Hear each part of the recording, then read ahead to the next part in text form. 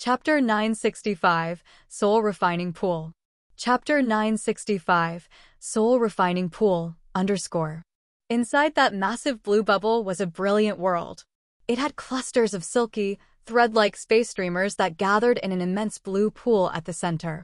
The pool situated in the center of this strange world floated in the void. It continually radiated waves of immense blue light. This kind of blue light seemed to have magic that could soothe the soul and make people calm and relaxed. Shiryen and evil dragon McGee weren't in good condition. McGee had many wounds on his body.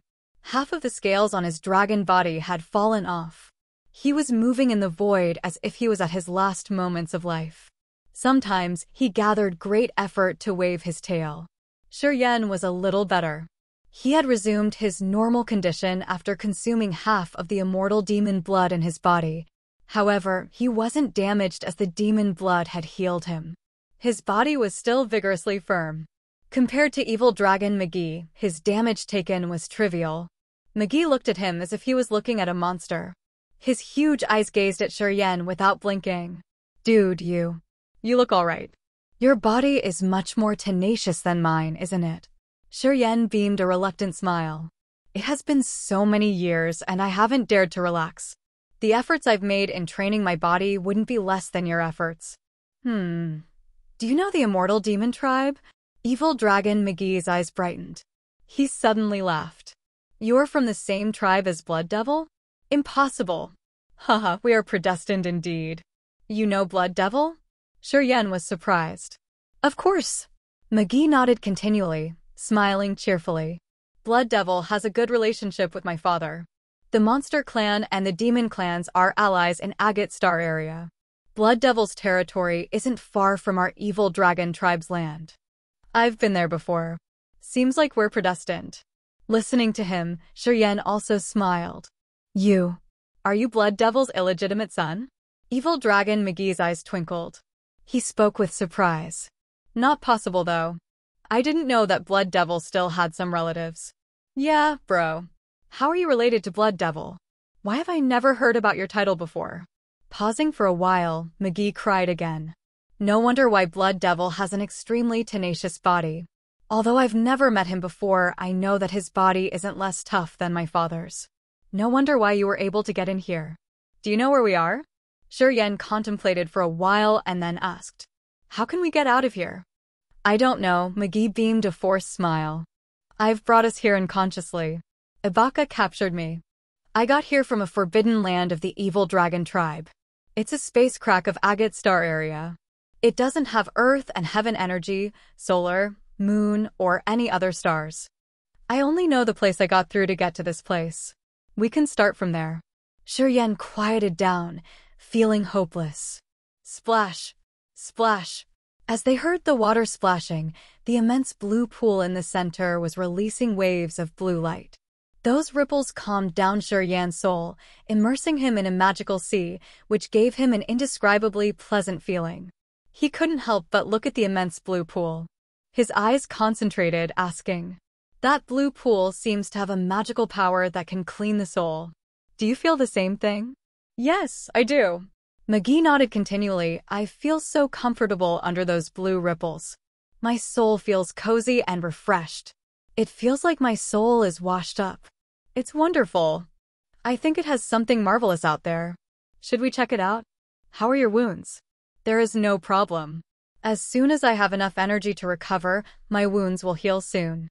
The recovery ability of the evil dragon is well known in the entire Agate Star area.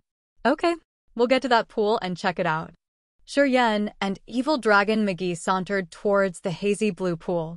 The closer they got to the pool, the more pacific and refreshed they felt in their souls. This level of soul satisfaction was hard to describe. Waves of blue light rippling from the pool had the marvelous power of cleaning the soul.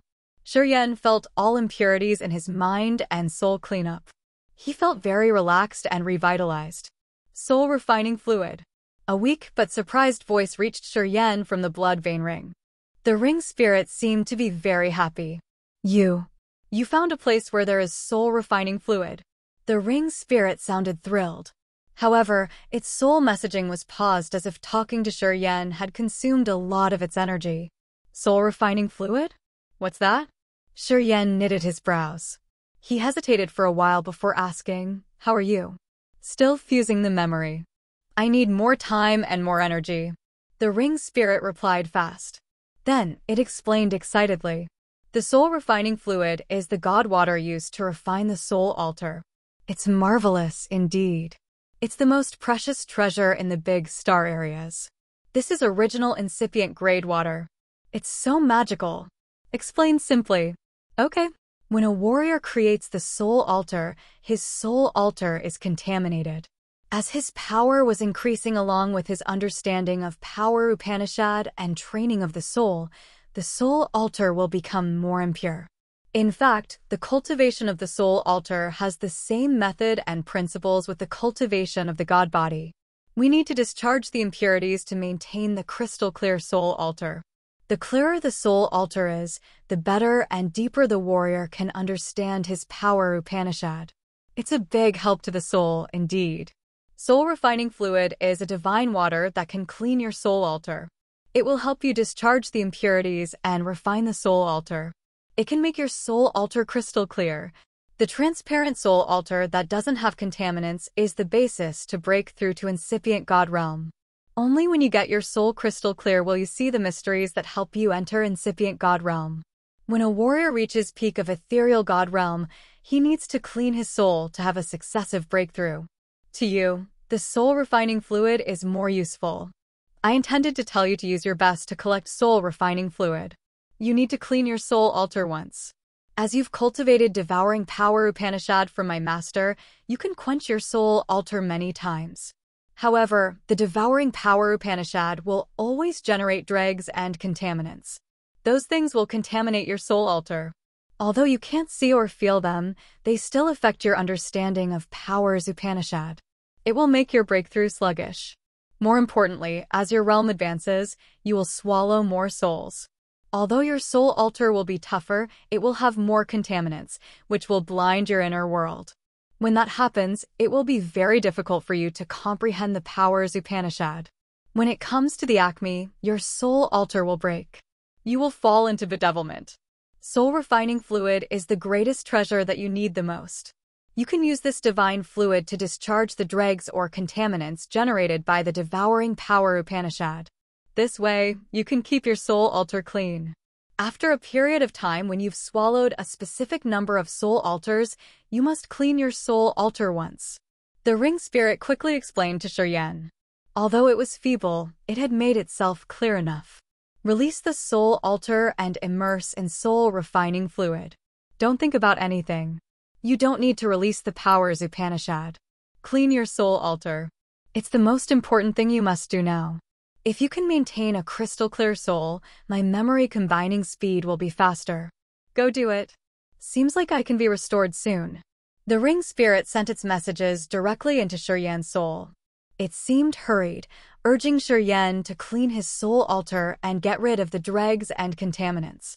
Yan was surprised. He thought it was unbelievable. The soul altar was the basis of a warrior. It was the source of life and consciousness. He had never thought that he could cultivate it like how he quenched his body. As his energy and realm were increasing, his soul altar was likely contaminated. No warrior could maintain a crystal clear soul altar. Every time he advanced his power and every time his power Upanishad had a breakthrough, dregs and contaminants were generated. When the devouring power Upanishad swallowed the soul altar and converted it into magical energy, it also conveyed the contaminants in the other soul altar. Gradually, Yan's soul altar would have layers of pollutants, which would erode his soul and dirty his soul altar. His breakthrough speed would be stagnant. Soul refining fluid could magically solve this problem. It was also the key for peak of ethereal God realm warriors to break through to incipient God realm. Only when they had a crystal clear soul altar would they find the secret for their crucial breakthrough. After listening to the ring spirit's explanation, Yan now understood why Carlos and the other two had to come here at any cost. They wanted to use soul refining fluid to clean their soul and advance to incipient God realm. Evil Dragon McGee's big eyes widened. The closer they came to the blue pool, the better he could feel the magical energy that could pacify his soul. However, McGee didn't dare to act rashly. He didn't know if that pool had something dangerous. He didn't know the conversation between Yan and his ring spirit as he was focused on that pool. He was hesitant whether or not to release his soul and go in there to explore. While the dragon was still hesitant, Yan and the ring spirit had finished their conversation. Yan smiled and spoke to him. I think this pool can benefit our soul. All right, I'm going there to check. If nothing bad happens to me, you can go too. Then, he didn't wait for McGee to answer. Yan's soul altar flew out, heading to the hazy blue pool of soul-refining flood. Splash! Yan's soul altar fell directly into the pool. An indescribable, marvelous feeling flooded his soul. Yan felt so comfortable that he wanted to moan. Yan's soul smiled until his eyes narrowed above the soul altar. He nodded to evil dragon McGee, indicating this place felt very good. McGee was cheered up. His huge eyes had an unclear excitement. He didn't wait for Yan to signal, and he hastily released his soul. The dragon's soul looked like a chunk of turbulent air, or more like a gray, light ball that fell into the misty blue pool created by soul-refining fluid. The exceptionally marvelously comfortable feeling flooded into his soul, making McGee relax. He felt so good that he wanted time to stop right at this moment. Chapter 966, Blackwater Star. Chapter 966, Blackwater Star, _. In the center of the blue pool, Yan's soul altar and McGee's soul were floating. Wisps of deep blue fluid seeped into their souls. They could see beams of gray contaminants like gossamer being pushed out of their souls. Evil Dragon McGee had stopped being thrilled a long time ago. He stayed calm and pacified, taking in the nutrients of soul-refining fluid. After the two of them sent their souls into the blue pool, the pool slowly shrank. Washing the soul and cleaning dregs and impurities in the soul was magical effects of soul-refining fluid. While their souls were being quenched, they felt refreshed and comfortable as if they were soaking in divine water. Each of their nerves was strangely relaxed. They didn't need to do anything. They just simply enjoyed. They didn't need to think much. Soul-refining fluid did all the magical things for them. The ash-gray beams of impurities oozed out from their souls, evaporating in the void. Yan's soul altar became transparent.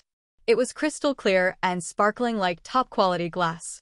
It had no beam of dirt, and it looked as exquisite as a heavenly masterpiece. Yan's soul altar had many dregs and contaminants. He was taking in soul-refining fluid much faster than McGee. The monster clan didn't value soul cultivation, and McGee didn't have a complete experience in this aspect. Thus, he didn't absorb soul-refining fluid as much as Yan did. A significant proportion of the blue pool of soul-refining fluid had fiercely flooded Yan's soul altar, washing and quenching it. The divine fluid helped him discharge all impurities in his soul altar. It made his soul altar empty and fulgent. It looked like he had just formed the soul altar. It was much lighter and brighter. The empty and transparent soul altar could make the warrior more sensitive in comprehending power Upanishad. It could also advance the power Upanishad. Warriors with a soul altar would have their soul get dirty gradually as their power and realm increased. The dregs and contaminants would coat their soul and mind. Gradually, this kind of impurity could drive the warriors out of the right cultivating track. At that moment, their understanding of the power Upanishad would be slowed down. Especially in Yan's case. He had swallowed so many soul altars. Although the energy he had harvested was much more than he expected and could help his soul altar be tougher and become almost unbreakable, it brought more contaminants to his soul altar. Soul-refining fluid was much more useful to him than anybody else. It was like a gift that was particularly bestowed to warriors like him. The blue pool slowly shrank. After an unknown time, the pool full of soul-refining fluid was all absorbed. Yan had taken in 3/4, and McGee took the other quarter. However, McGee's soul was cleaned. Now he had a deeper understanding of the evil dragon tribe's power. The pool disappeared, leaving 2 floating souls, which were slowly digesting the magical energy they had just taken. They could feel their empty and peaceful soul without much thought. After a while, Yan's soul altar moved and disappeared into his god body. He opened his eyes, stretching his body. He smiled as he was satisfied. McGee's soul swayed, flying back to his 2,000 meters body. Right after that, McGee moved his body. His bones sounded like metal clanging. McGee shook his head and his tail. The huge eyes of the monster sparkled with surprise. He couldn't help but shout, "Awesome!" His eyes looked like they had turned into beautiful green jewels, which didn't have a dot of impurity. They were transparent and Yan could even see the bottom. It was the visible sign of a cleaned soul altar. McGee quieted down and sensed. He felt happy looking at Yan. He talked seriously, "Bro, I don't know how to thank you enough. Without you, I could have died. You've rescued me twice. You brought me here to refine my soul." Yan smiled, talking deliberately. "I may need your help later. If I come to you and ask for your help one day, I hope you won't deny me." McGee nodded continually and cheerfully. "Bro, you can find me for help at any time. It's my honor. As long as McGee can do it, I will never deny it from you." After pausing for a while, McGee added, "You know, our monster clan values friendly sentiments. We won't just have things done carelessly.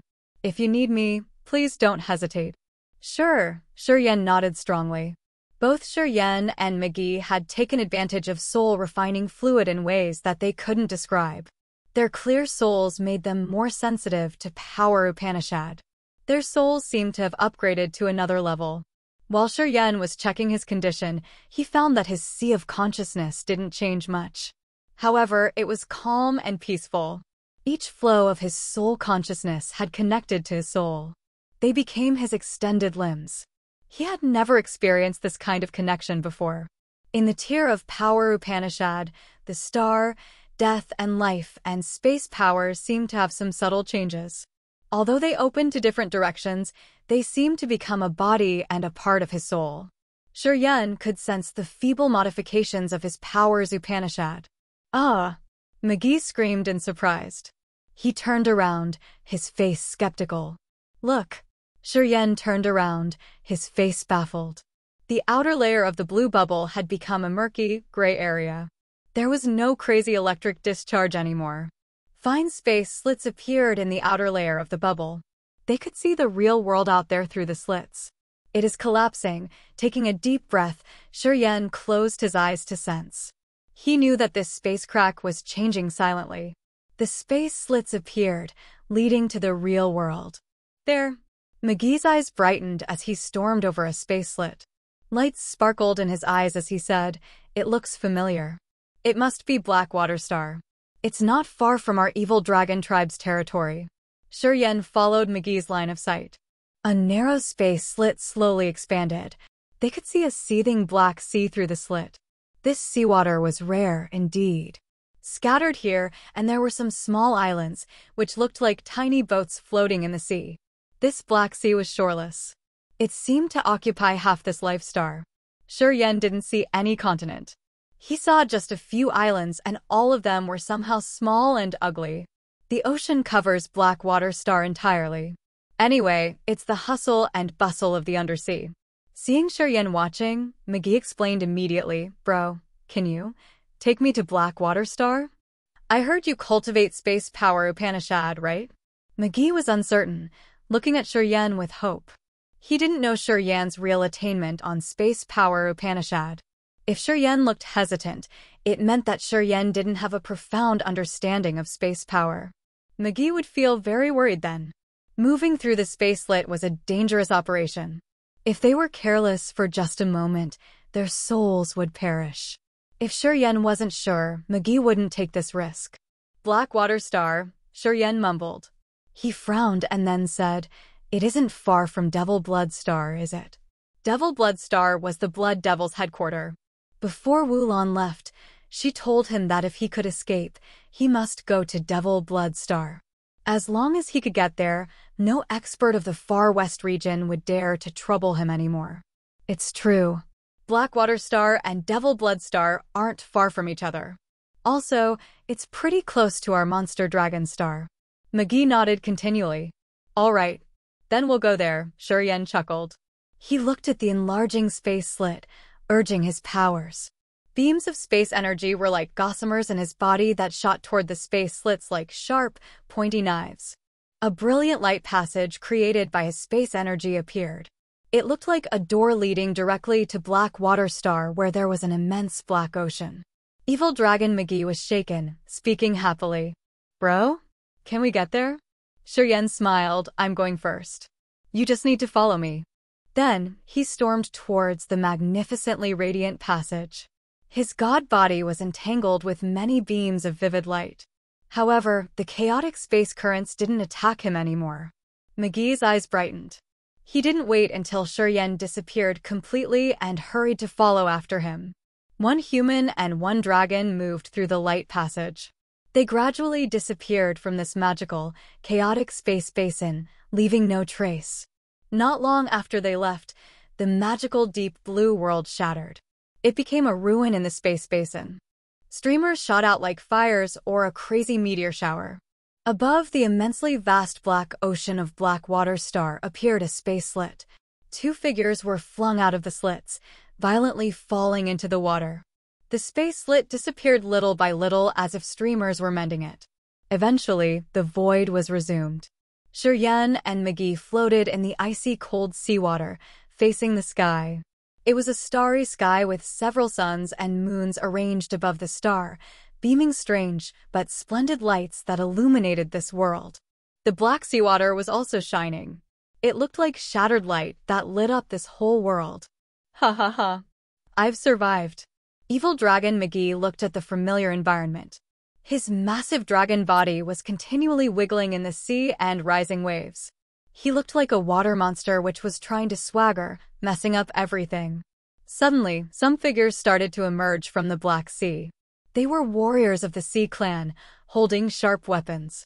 They were angry as they wanted to send punitive forces against the ones who were wreaking havoc here. However, after they found that it was Evil Dragon McGee, they discolored and said nothing. They then sank down, getting back to the seabed. It seemed like they knew how intimidating the Evil Dragon tribe was, so they didn't dare to cause any grudge against McGee. McGee didn't mind them. He moved and stretched his body in the water to vent out his excitement. He had stirred the sea area around him so much that it was like there was a disaster. Black Water Star also had dwellers. However, as they knew McGee was strong, none of them dared to bother him. After rolling around for a while, McGee calmed down. He felt bored all of a sudden. His massive body transformed into his human form, becoming a brawny man. He laughed cheerily. Bro, have you ever been to Black Water Star? Shiryen shook his head. Go, I'm taking you to a nice place. We're going to throw a welcome party for you. McGee laughed crazily, moving through the water impetuously. He seemed to be very familiar with Black Water Star. He knew where to go. After he had turned into a humanoid form, he was still domineeringly wild, charging around violently. Shiryen felt funny, shaking his head begrudgingly and following him. Chapter 967. Evil Dragon's Natural Instincts. Chapter 967. Evil Dragon's Natural Instincts, _ Evil Dragon McGee seemed to be the distinguished guest of Black Water Star. He knew this place well. He was charging around violently, didn't mind the others. He had bumped into warriors of different races along the way, but none of them dared to stop him. Evil Dragon Tribe had a strong force with a high reputation around this place. McGee was the youngest son of the Evil Dragon Tribe's patriarch. He was usually stubborn and domineering. He belonged to a small group of people on the top of the pyramid. However, the target McGee was looking for seemed to be very far away. They had run for a long time but hadn't reached the place yet. Shiryen became impatient. They had gone through a lot of struggles to get out of that space crack. Shiryen had an urge to use the child formation of the mother and child sky linking formation to connect to the giant tribe, Fei Lan and Leona. He wanted to know what was happening to them lately. Dozens of years were perpetual to the warriors who could live for several thousands of years. It was just a blink of an eye. However, it was like an endless amount of time to Shiryen. A couple dozens of years were enough for the giant tribe to undergo tremendous changes. He didn't know if his fellows could get over that challenge safely. He felt very worried and hurried. Thus, he halted, frowning and talking to McGee. I want to find a rest stop. I need to do something. McGee also stopped, turning his head to look at Shiryen and smiling. Don't rush. We're almost there. We'll get there in 2 hours max. It's a small island, but it's the center of Black Water Star, which is the most bustling area. Frowning, Shiryen nodded. After 2 hours, they saw an island in the middle of the shoreless Black Ocean. The ground of this island was as black and tough as iron. However, this place still had some bizarre florists and members of different races working on it. Most of them belonged to the Monster Clan, Sea Clan, Human Clan, and Demon Clan.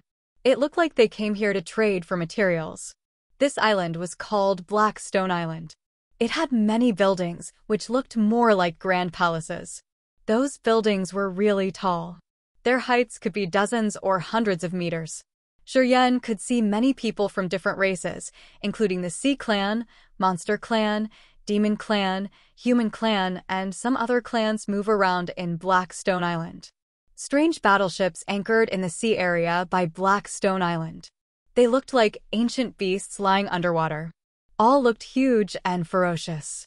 People were transporting brilliant and colorful cultivating materials from the battleships to the buildings in this small island. Blackwater Star is the territory of the Sea Clan. This life star doesn't have land, but there is an immensely vast ocean. Anyway, there are many marvelous cultivating materials undersea, which can't be found in any other stars.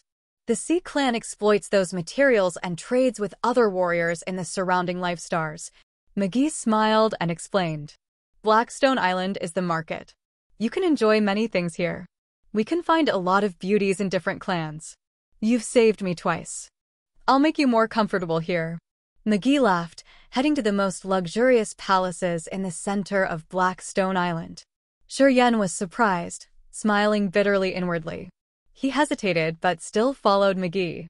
When they walked to a palace, a Sea Clan guard shouted all of a sudden, his eyes brightening. Young Master McGee, is that you? McGee laughed as if he had cracked and was going crazy. Give me the most luxurious and expensive place for me. I want to treat my distinguished guest. Let the girls in. I want the best for my bro. Young Master McGee, your father has been looking for you. Haven't you? Gone missing? The guard looked at him, trying to find his words. McGee was baffled for a while, scratching his head and mumbling. Oh, I forgot this. Right, it's been dozens of years since he's seen me. He should be worried. However, he forgot this shortly after, speaking deliberately. I'm heading back to Monster Dragon Star soon. You shouldn't mind my business. Get me the room. The guard smiled happily and nodded his head continually while leading the way. This place was a palace made of glistening, 5-colored stone. It was lit up by the suns, moons, and stars everywhere in the sky. The splendid lights made this place stunningly luxurious. The palace was divided into many blocks, and the best places were behind the palace with different villas. Each villa had a hot pond, which was directed from the hot spring. The water's temperature here was warm and comfortable year-round. With many precious stones and mineral substances, it had a magical effect on the warriors when they cultivated here. Each of the villas was built with different and rare materials. They looked luxurious and elegant. They had miniatures of mountains, streams, and bridges. The walls of these villas had formations that could gather earth and heaven energy. McGee took Shiryen directly to a villa behind the palace. After he found his seat, he called loudly for good food and liquors. Shortly after, beautiful women in opulent clothes arrived beaming. Their exquisite, jade-like hands were holding trays of fruits and wine, their eyes twinkling. Shiryen could see mere people of the Sea Clan, fox race women of the Monster Clan, charming race women of the Demon Clan in this group. Those clans were famous for their significant number of beautiful and charming ladies. Those ladies wore flimsy, silky clothes, flashing their snow-white skin. They giggled, leaning on McGee and massaging his shoulders and his legs. Their delicate, charming faces looked servile as they were trying to win his favor. McGee had a constant smile on his face. After those women came, his hands were too busy lingering on their ample bosoms and rear ends. His eyes were lustful and he laughed constantly. Some beautiful ladies of the charming race and the fox race around 20 years old approached Shiryen. They looked vivid and fresh like newly grown flowers. Shiryen frowned discreetly, glancing at McGee and his lecherous behavior. He thought that the evil dragon tribe lived up to their lustful infamy. Besides their tremendous combat competence, they were also infamous for their licentious behaviors in the entire Agate Star area. McGee's bearings were the natural instincts of the evil dragon tribe. Staying in Agate Star area for a long time, Shiryen knew that this high-level, vast star area had many races which didn't originate from Grace mainland. He knew there were evil dragon tribe, ice clan, wood clan, fire clan, and other bizarre clans. Agate Star area had human clan, demon clan, and sea clan. He understood that the 10 ancient clans of Grace mainland didn't exist only in Grace mainland. Outer space was infinite indeed. With countless star areas, there were as many life stars as grains of sand. Different races originated and derived into different shapes. Perhaps the 10 ancient clans of Grace mainland appeared for a long time in other star areas. Also, it was possible that the 10 ancient clans in Grace mainland had come from other star areas through some space channels or some magical inheritances. In short, Grace mainland wasn't the central star area. Although it was an ancient continent, it wasn't unique. Agate Star area had more than 100 races, including the known 10 ancient races. Moreover, they weren't from Grace mainland. Of course, there should be some clans that had departed from Grace mainland and settled down in Agate Star area like the giant tribe. However, those clans from Grace mainland weren't critical forces of Agate Star area. They were even weaker. McGee and the famous beauties of the pagan tribes were still drinking and teasing each other. They wanted Shiryen to enjoy this time with them. Shiryen's smile was reluctant and faint. As he was worried, he couldn't be in a good mood. McGee could see that he was down. He was bewildered for a while, and he pushed the fox girl in his lap away with a frown. Bro, what makes you down? If McGee can help, I won't refuse. You can be honest with me. Shiryen smiled, finished half of his glass in just one gulp. I'm from the far west region. I have many friends. I don't know where they are now. I'm worried a lot. McGee was baffled. He contemplated for a while and then waved his hand, dismissing the ladies. Get out now. The beauties had gone, leaving only McGee and Shiryen in the spacious villa. How may I help you? McGee said seriously when there were only the two of them in the room. As long as I'm capable, I will definitely help you. You tell me. How can I help you? Is it safe here? Will we be disturbed? Shiryen was hesitant. He released his soul consciousness skeptically. His eyes brightened. It can prevent soul detecting? He looked at the walls as he found that he couldn't get through the barriers unless he used his space power Upanishad. Shiryen suddenly realized that this place wasn't just simply a luxury tavern. The one who had designed this palace should have some background or attainment. Don't worry. No one can disturb us here. I know the owner of this place. Members of the Sea Dragon tribe of the Sea clan built this place. You can tell me anything here, McGee nodded. Shiryen smiled. He got up, walking to the center of this grand villa. The fantasy sky ring flashed and the child formation of the mother and child sky linking formation emerged beautifully like a precious lotus throne. It descended to the ground. Divine crystals were immediately inlaid neatly on the formation. All of a sudden, the child formation glowed. Space energy diffused shortly after. McGee was astounded, hissing, "Bro, you're not ordinary at all. This kind of linking formation is priceless." Shiryen nodded, his face became stern. He extended his left hand, shaking. He didn't dare to create the connection. He didn't know whether the mother formation in the old Orchid Star was taken or not. It has been dozens of years. He didn't know if the giant tribe, Pavilion, Leona, and the others were able to escape. He was scared. He was scared that he would get nothing after he connected the formation. He was afraid that he would see something he didn't want to see. Bro, why you are hesitant? McGee was curious. Shiryen sighed inwardly. His face became resolute. Beams of space light meandered, shooting out from his palm and congregating at the child formation. Fierce space energy fluctuated from the child formation. The imposing villa was shaken as if it couldn't endure it. Thump, thump, thump. All of a sudden, the metal doors of the villa pounded. A voice that could soften people's bones arose. "McGee, come out here. Your sister is here to see you." McGee retracted his neck. He slightly discolored. He shouted hastily, "Don't. I'm taking a shower." "It's all right.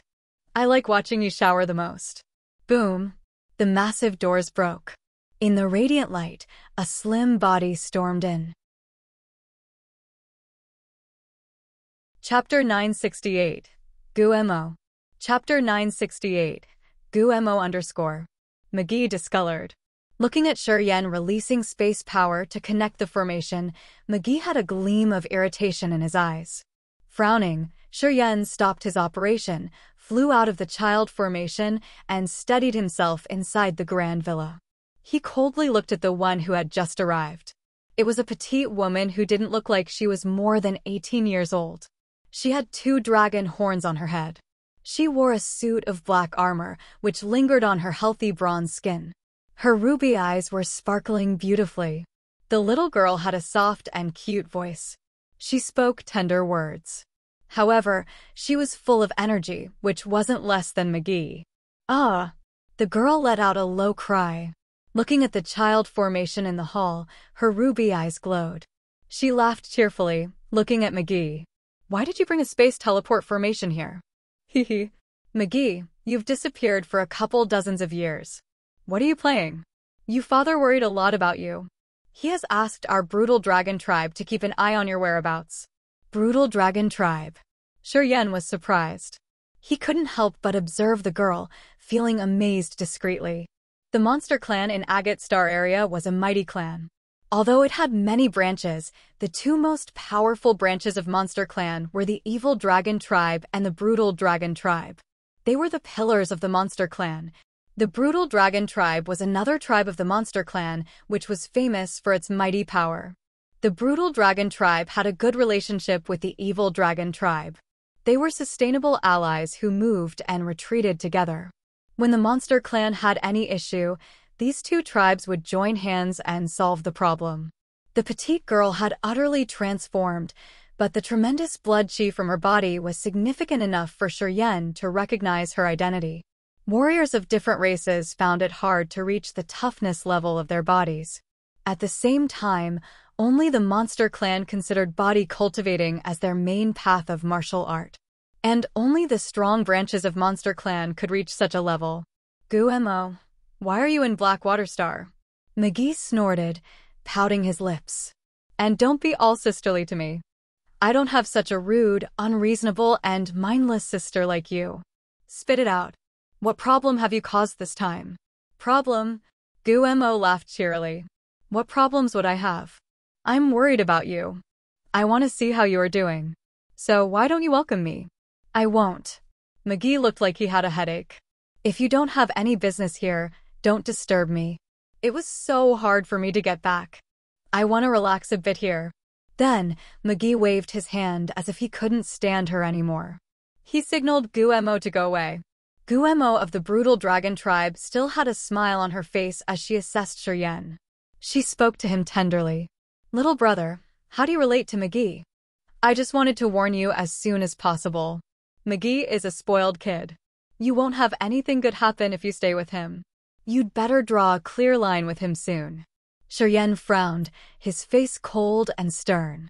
He didn't respond to the girl. GUMO snorted. She wasn't pleased with Shiryen's manners. She turned around and rolled her eyes at McGee. Suddenly, she looked reluctant, her voice more tender. "McGee, I want to discuss something with you." Later, McGee was bewildered. Afterward, he spoke up, "Wait until my bro I and here finish our business. Then, I will talk to you. But I want to make myself clear first. Don't you dare use me as your shield or ask me to be your partner in crime ever again." Shiryen was amazed. From McGee's attitude, Shiryen could tell that his relationship with this brutal dragon girl wasn't shallow. It seemed like she used to use him before. He was pissed off. However, due to the good relationship between the Evil Dragon Tribe and the Brutal Dragon Tribe, he previously got along well with GUMO. That was why he was a bit moody now. Don't. I like a man.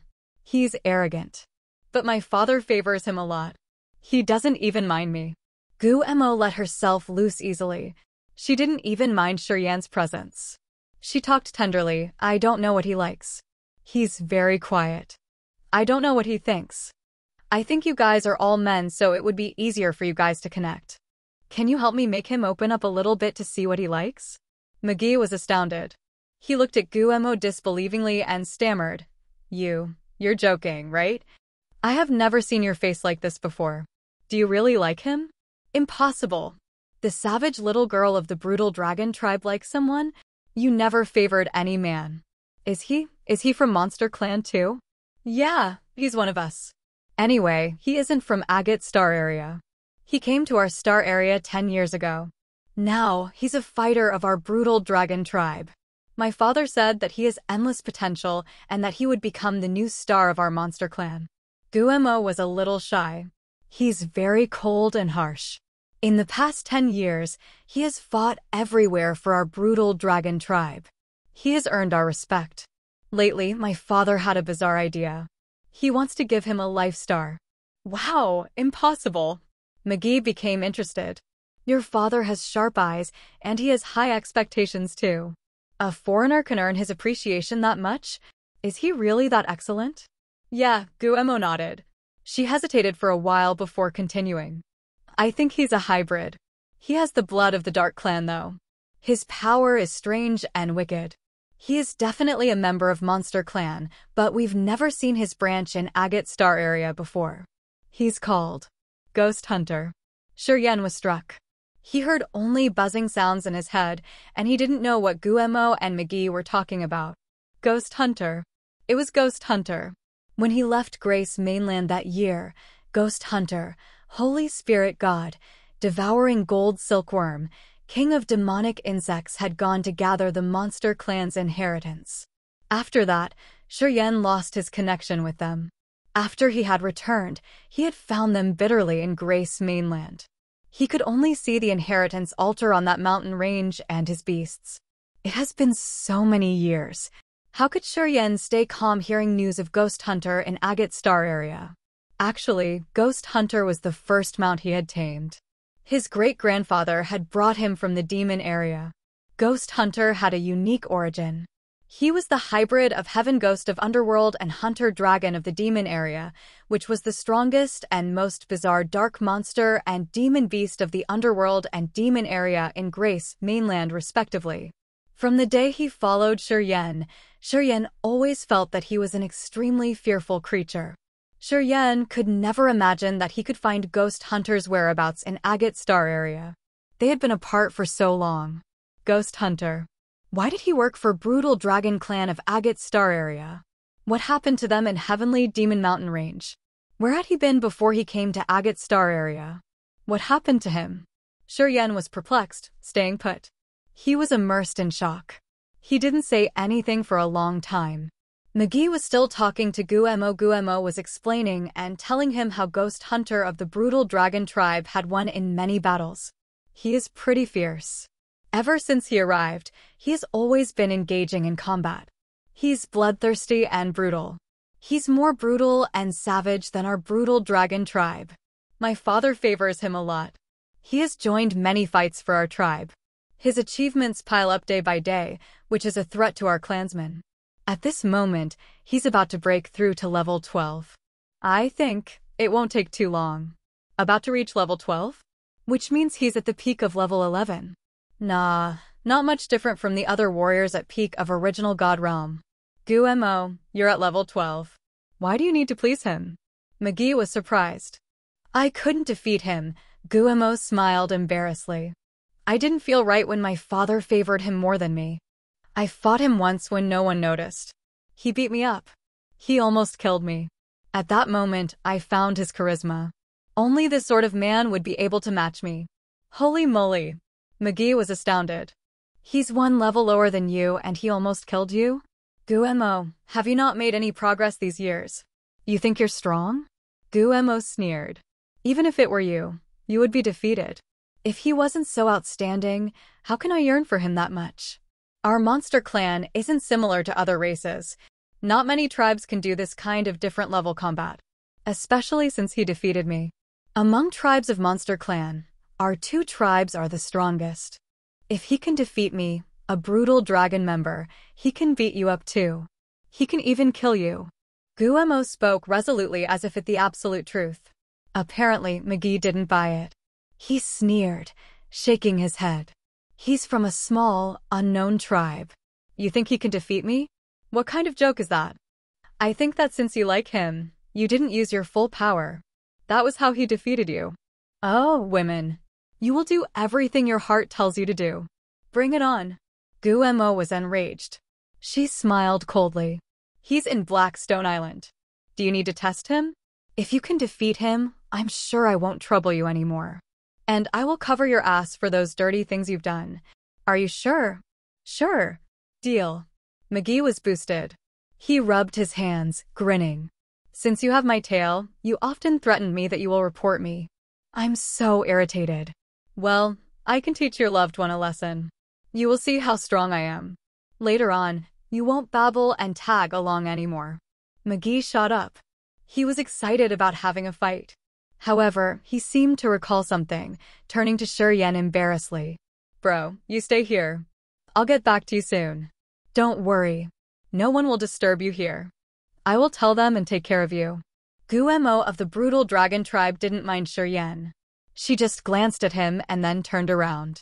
In Gumo's eyes, Shiryen was just a warrior at second sky of original god realm. Evidently, he wasn't worth mentioning. As one of the strongest branches of the monster clan in Agate Star area, the brutal dragon tribe was famous. They had keen eyesight. I'm going with you. As McGee and Guemo were still baffled, Shiryen put the child formation back into his fantasy sky ring. He followed them quietly, speaking deliberately. I also want to widen my knowledge. Hey boy, remember to stay far away from them. The man I like is very strong. He won't care about killing you. As you are McGee's friend, I'm kind enough to remind you. You shouldn't court yourself death. Guemo frowned, kindly giving him advice. Shiryen nodded nonchalantly. McGee, your friend's realm isn't high. How did you meet him? Guemo didn't care about Shiryen's feelings, speaking to McGee casually. You should be careful. Don't infuriate him. Otherwise, even I won't be able to stop him. He doesn't listen to me. He doesn't listen to anybody. Sometimes he even goes against my father's orders. This man is very haughty. But I really like him. Guemo was infatuated with the man as if she had been sinking deep into the sea of affection that she couldn't control. Chapter 969. Ghost Hunter at this moment. Chapter 969. Ghost Hunter at this moment, _ A slender, flying bird battleship anchored on the black stone south of Blackstone Island. This battleship was more than 2,000 meters long. It looked like a bird that had spread its wings and was flying. This battleship was sleek and slender with a small head, small tail, and broad wings. It was made of some snow-white, jade-like bone. A beautiful halo was moving along the battleship as if it had magical water murmuring. Experts of the monster clan in their human forms were sitting neatly on that battleship. They looked strange and eccentric indeed. Some had long heads and long horns while others had long tails and thick fangs. Although they had humanoid forms, they still kept the best prominent feature of their races. All looked brutal and mighty. A young man wearing black-gray garments sat on the top of the battleship. He was indifferent and cold like a rock. His black-gray long robe was filled with bizarre embroideries, which looked more like wiggling worms. His long hair flew with the wind, giving him a peculiarly wicked look with a bunch of snakes on his head. The outlines on his face looked like they were carved right out of marble with distinctive edges and corners. His pupils were terrifyingly red. Several hundred monster warriors lined up behind him. They were looking at their leader with great respect and admiration which came from the bottom of their hearts. In Monster Clan, the brutal dragon had many outstanding and robust young men. However, those vigorous and wild men were all followed this young one. The young man sat quietly. His eyes looked straight ahead without a real focus. He seemed to be absorbed in his thoughts. The others didn't know what was in his head. That's him. Guemo halted, pointing at the man in the distance from the forest. Her beautiful eyes bright as she muttered, "What do you think? Manly and cool enough, right?" McGee frowned and snorted, "Haughty. You should gather your guts and fight him." Guemo smiled tenderly and relaxingly. "We don't need a reason to fight between the members of Monster Clan. It's like discussing martial arts. You can go now. I do want to see what he's got." McGee laughed evilly. His body shot out of the forest like a sharp sword. An explosive blow came from his arms. Giant trees exploded. Pieces of wood and rock shattered everywhere as they couldn't stand the shockwave of his movement. A deep ditch appeared underneath McGee while he was flying. It looked like a massive weapon had plowed this terrifying ditch. Shiryen halted quietly. He was very surprised when he looked at his face, which was somehow both similar and strange to him. He had a complex mood and he didn't know what to say. After dozens of years apart, his old partner was now a mighty fighter of the Monster Clan. He had accumulated tremendous powers in his body, which helped him grind the entire Black Stone Island into powder easily. From his competence, Shiryen could tell that he could be compared to peak of original God Realm warriors. He also had the ability to challenge level 12 monster experts. This meant Ghost Hunter wouldn't be in a disadvantaged situation if he fought Shiryen. It was just a couple dozens of years. Ghost Hunter's progress wasn't less than his. He didn't know what difficulties Ghost Hunter had experienced or the number of bloody battles he had undergone to reach his current intimidating level. Shiryen's pupils shrank as he observed the monster experts lining behind Ghost Monster. He didn't skip any one of them. However, he was dispirited as he found that none of them were familiar except for Ghost Hunter. King of demonic insects, devouring gold silkworm, and Holy Spirit God weren't with Ghost Hunter. Shiryen's mood sank. He felt a little worried. Ghost Hunter sat silently on the bird-like battleship. A gleam of brutal deeds flashed in his eyes as he saw McGee coming fiercely. He stood up. Fierce and imposing energy shot out from an arm that looked like it was molded out of iron and steel. It felt like many volcanoes erupting at the same time. This kind of blood chi and energy was unimaginable. Boom! His strike seemed to be able to crush the sky. Explosions reverberated around Black Stone Island. The small island was shaken grumblingly. His punch seemed to seal the whole world. His fist enlarged continually like a steel mountain, which burst off the air by its formidable pressure. With the earth-shattering momentum, his strike dimmed the light from the suns and moons. In Shiryen's and Gumo's eyes, the world seemed to not exist anymore. They could see only that punch, which had torn space and was filling each corner of this island and each sea of consciousness while sending pains to other warriors.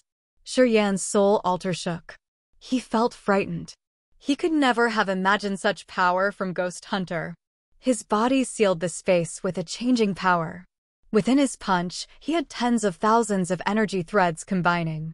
Eventually, he would urge his power to the acme.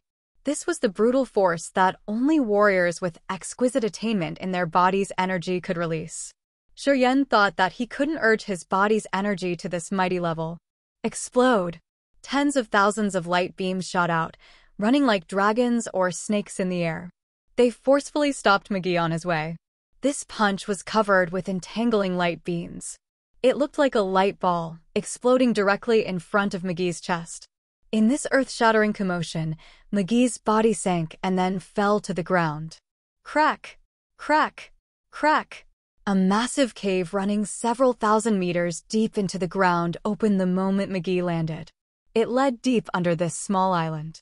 The entire Black Stone Island was shaking as if a great earthquake was shaking it violently. Many iron or stone buildings shook as if they were about to collapse. Many warriors of different clans screamed in fear. They immediately got out of where they were and headed to this area to see what was going on. Standing on the battleship, Ghost Hunter wore a cold and harsh countenance. He had a savage aura. His distinctive facial edges were icy cold, which made him like an ice-sharp sword drawn out of its scabbard. He hadn't moved yet.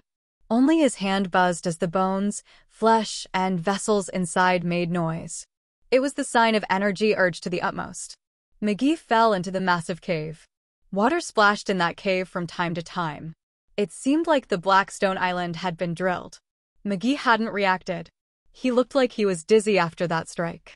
He didn't fly out from that cave under the Black Sea.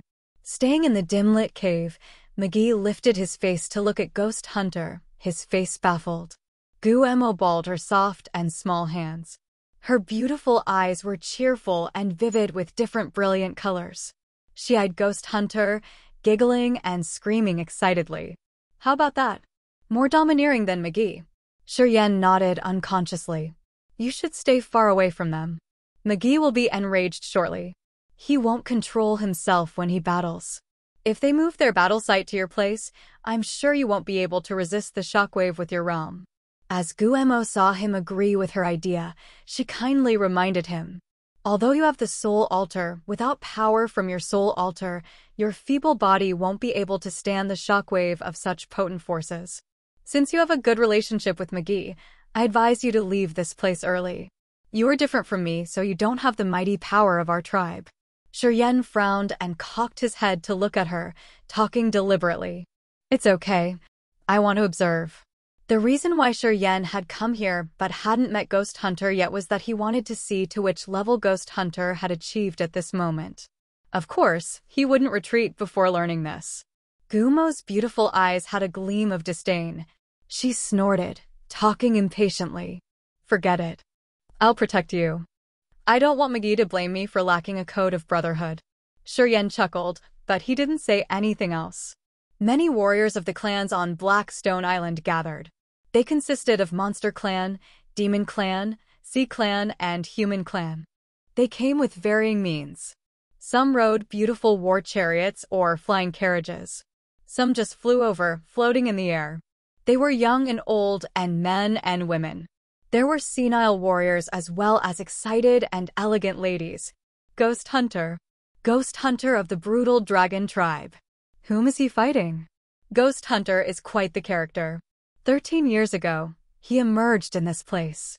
He'd killed so many members of the Monster Clan. He used their blood to strengthen himself. His deeds are brutal and domineering. The brutal dragon tribe had sent several troops to clean him up. They had sacrificed a lot but got nothing. In the end, the patriarch of the brutal dragon tribe came to talk to him. We don't know what they spoke about, but afterward, he became a member of the brutal dragon tribe. He has battled everywhere for the brutal dragon tribe. Yeah, I heard that he's not from the Monster Clan in Agate Star area. He's a hybrid. Very cruel and dangerous. The brutal dragon tribe's fortune got better since they got such a savage subordinate like that.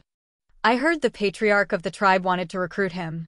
He said that this young man would become one of the leaders of the Monster Clan in the future. He's blinding me. Members of different clans gathering here all lived in the nearby life stars.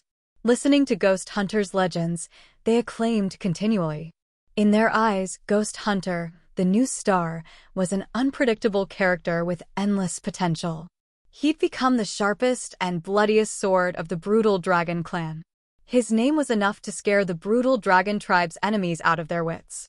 When they arrived, McGee had been struck into the cave, so they didn't see who Ghost Hunter's opponent was. They didn't know that it was McGee, the bad McGee of the evil dragon tribe. Splash, splash. A backwater current shot up into the sky from the cave. This current looked like a giant black dragon, circling Black Stone Island. All of a sudden, it stormed toward Ghost Hunter.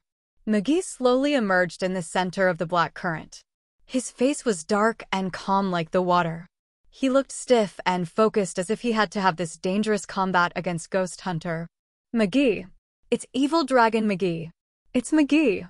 It's the haughty McGee of the Evil Dragon clan. A fierce battle to be expected. The onlookers recognized McGee. They felt excitedly hyped. They knew that they could expect a fantastic battle. They were all stirred up. McGee looked serious. Guemo also became stern.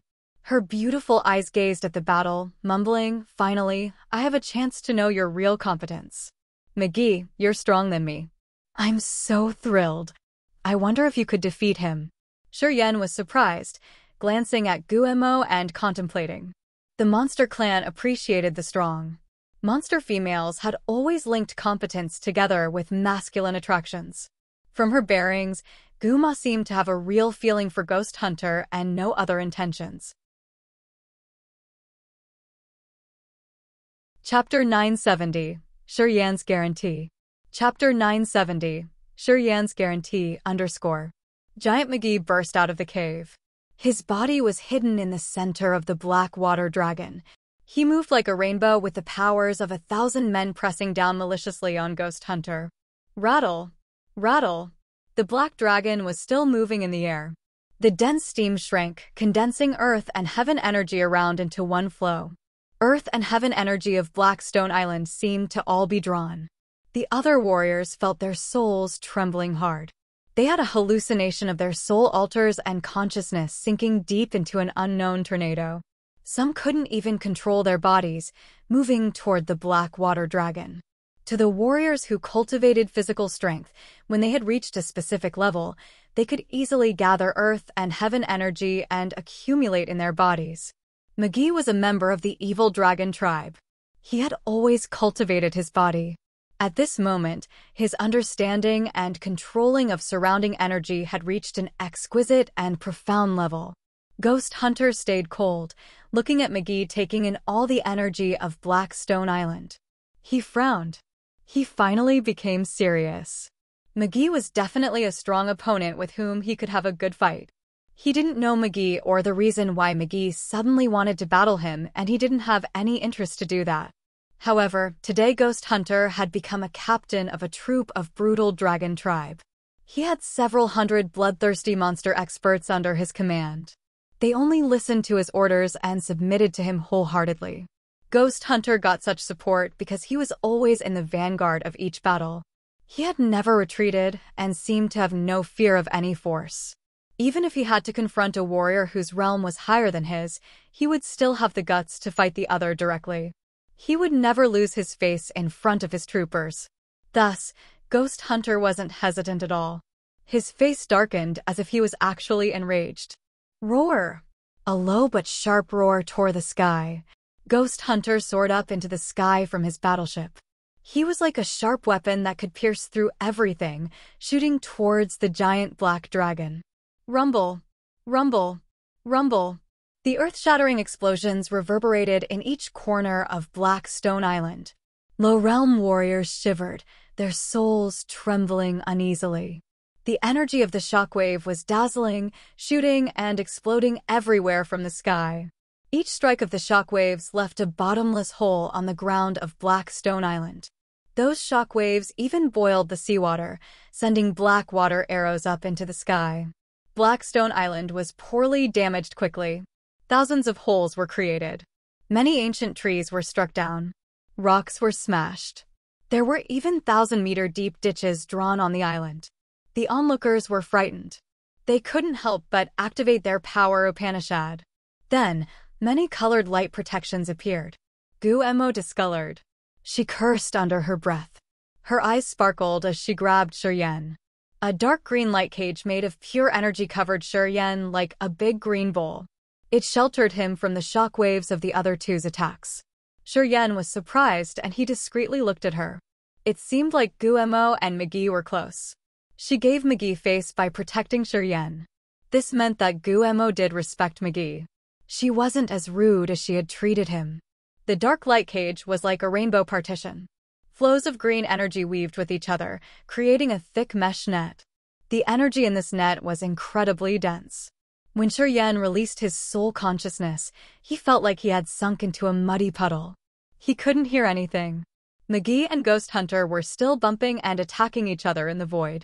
They presented Black Stone Island a fantastic firework party with tens of thousands of magnificent lights. McGee wasn't an impulsive person. While he was fighting Ghost Hunter, he intendedly left Black Stone Island, moving further to the South Sea. Shortly after, McGee and Ghost Hunter had left Black Stone Island, floating and sinking in the endless sea. They didn't turn back to their monster forms as they were still fighting using their humanoid forms. They were like two mighty war chariots barging into each other. They made the seawater boil, raising a tsunami, which was thousands of meters high. McGee has made progress, Guemo agreed quietly. She looked at Shuriyan next to her. He didn't focus on his cultivation. He had a lustful head. He often messed around. I didn't expect that after dozens of years, his application of power has reached this subtle level. Hasn't he had secluding cultivation lately? Shiryen was amazed, but he just smiled and said nothing. Only he knew that McGee's progress wasn't because of his ascetic cultivation, but his soul being cleaned by soul-refining fluid, which had made his understanding of power much better. Well, it won't affect us anymore. Guemo looked around and then parted her lips, drawing. The dark green light cage covering Shiryen turned into a flow of green liquid, disappearing into her cherry lips. Gumo's eyes brightened when she suddenly flew towards the south beach of Black Stone Island. She landed firmly on a big rock. Shiryen hesitated for a while. Eventually, he flew up, standing by Guemo and watching. Shortly after, the other warriors gathered from the previous battle site. They stood on the rocks scattered around the place to discuss. All were curious, watching the battle between McGee and Ghost Hunter. They were all excited, debating with each other to see who would be the winner. Some thought Ghost Hunter was stronger, while others assumed McGee's power was fiercer. They had so many different opinions for their furious debate. Anyway, none of them were curious to know why McGee and Ghost Hunter had that fight. This surprised Shiryen a lot. The battle between the members of the monster clan doesn't need any reason to occur. You don't have any rules. Guemo nodded, talking deliberately. Of course. Our monster clan refers to fight. Not only to foreigners, but also to our own kinds. The method we apply to select the commander for each troop is only fighting. The stronger is the winner. If you think you're stronger than your captain, you can challenge him. If you succeed, you will take his place immediately. Pausing for a while, Gumu smiled tenderly yet arrogantly. When we select the chief of the tribe, we also use this method. In both the evil dragon and brutal dragon tribes, the chief is always the strongest. There's no exception. Monster Clan uses this challenging system without any rule to maintain intimidation and welfare of the tribes. That's how we earned our position in Agate Star area. Shiryen nodded silently, special, indeed. The Monster Clan had used a savage method indeed. However, all the members of the clan respected this method and they lived up to it. Unlimited challenge in combat could promote their physical strength. Although the Monster Clan had many disputes, this method could keep this clan thriving unceasingly as their warriors could earn position, status, and wealth through their real competences. From some aspect, this kind of encouragement was wise, and it was the method to protect the foundation of a prosperous tribe. Young lady, a low, grumbling roar arose. They then saw a member of the Monster Clan come to them. He didn't look at Shiryen. He asked Guemo directly. You stimulated McGee, didn't you? Guemo smiled and admitted it. Yeah, I asked McGee to battle against Ghost Hunter. I wanted to see how strong Ghost Hunter was. Shiryen turned to see this monster expert. He was 3 meters tall with a spiky tail growing from his waist. His white hair draped his shoulder. He wore a set of heavy armor, which gave people a feeling of looking at an imposing mountain. This man was one of the warriors on the Flying Bird battleship who had sat right behind Ghost Hunter. He seemed to be a member of Ghost Hunter's squadron.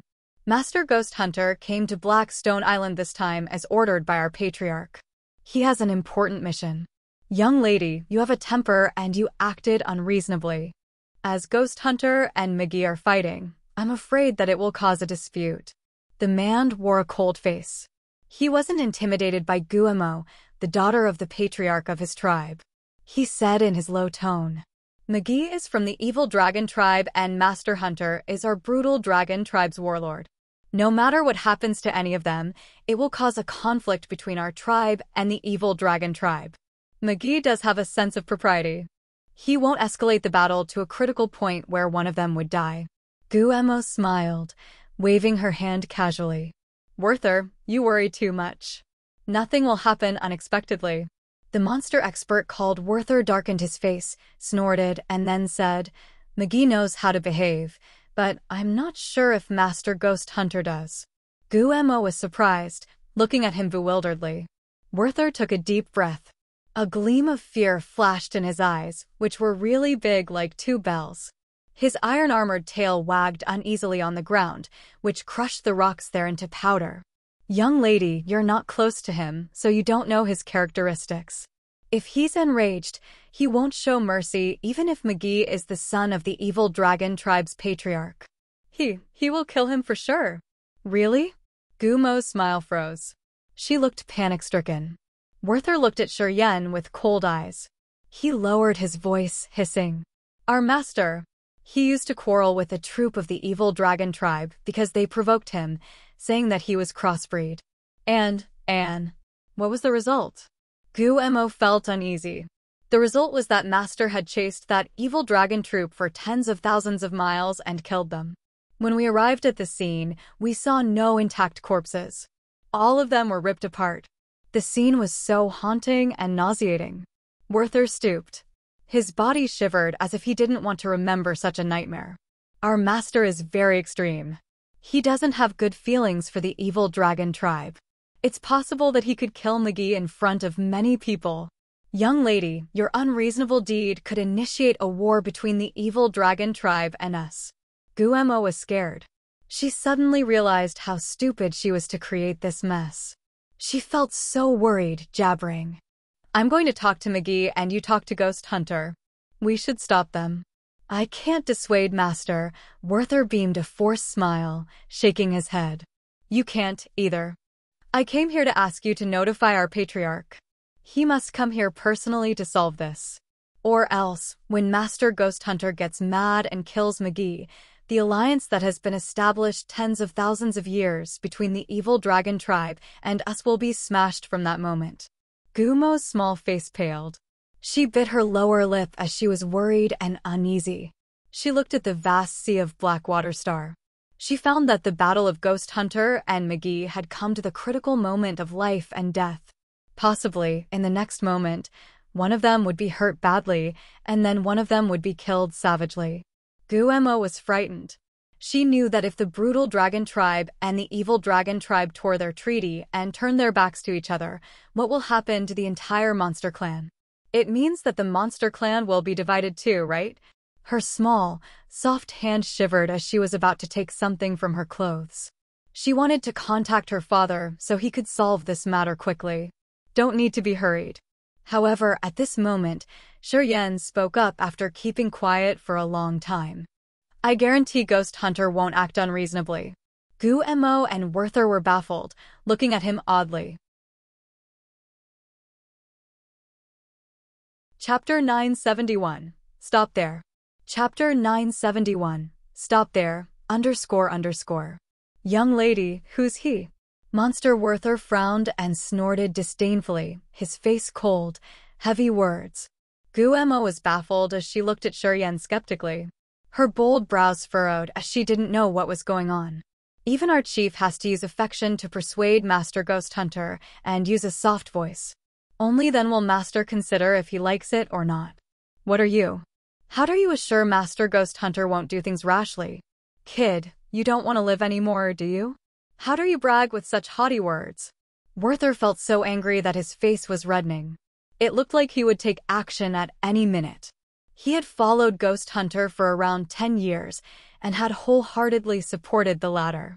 He had a strong belief that Ghost Hunter would become the future leader of Monster Clan, who would bring the clan into a whole new era. His worship didn't have a logical reason. However, in Werther's mind, Ghost Hunter was unique.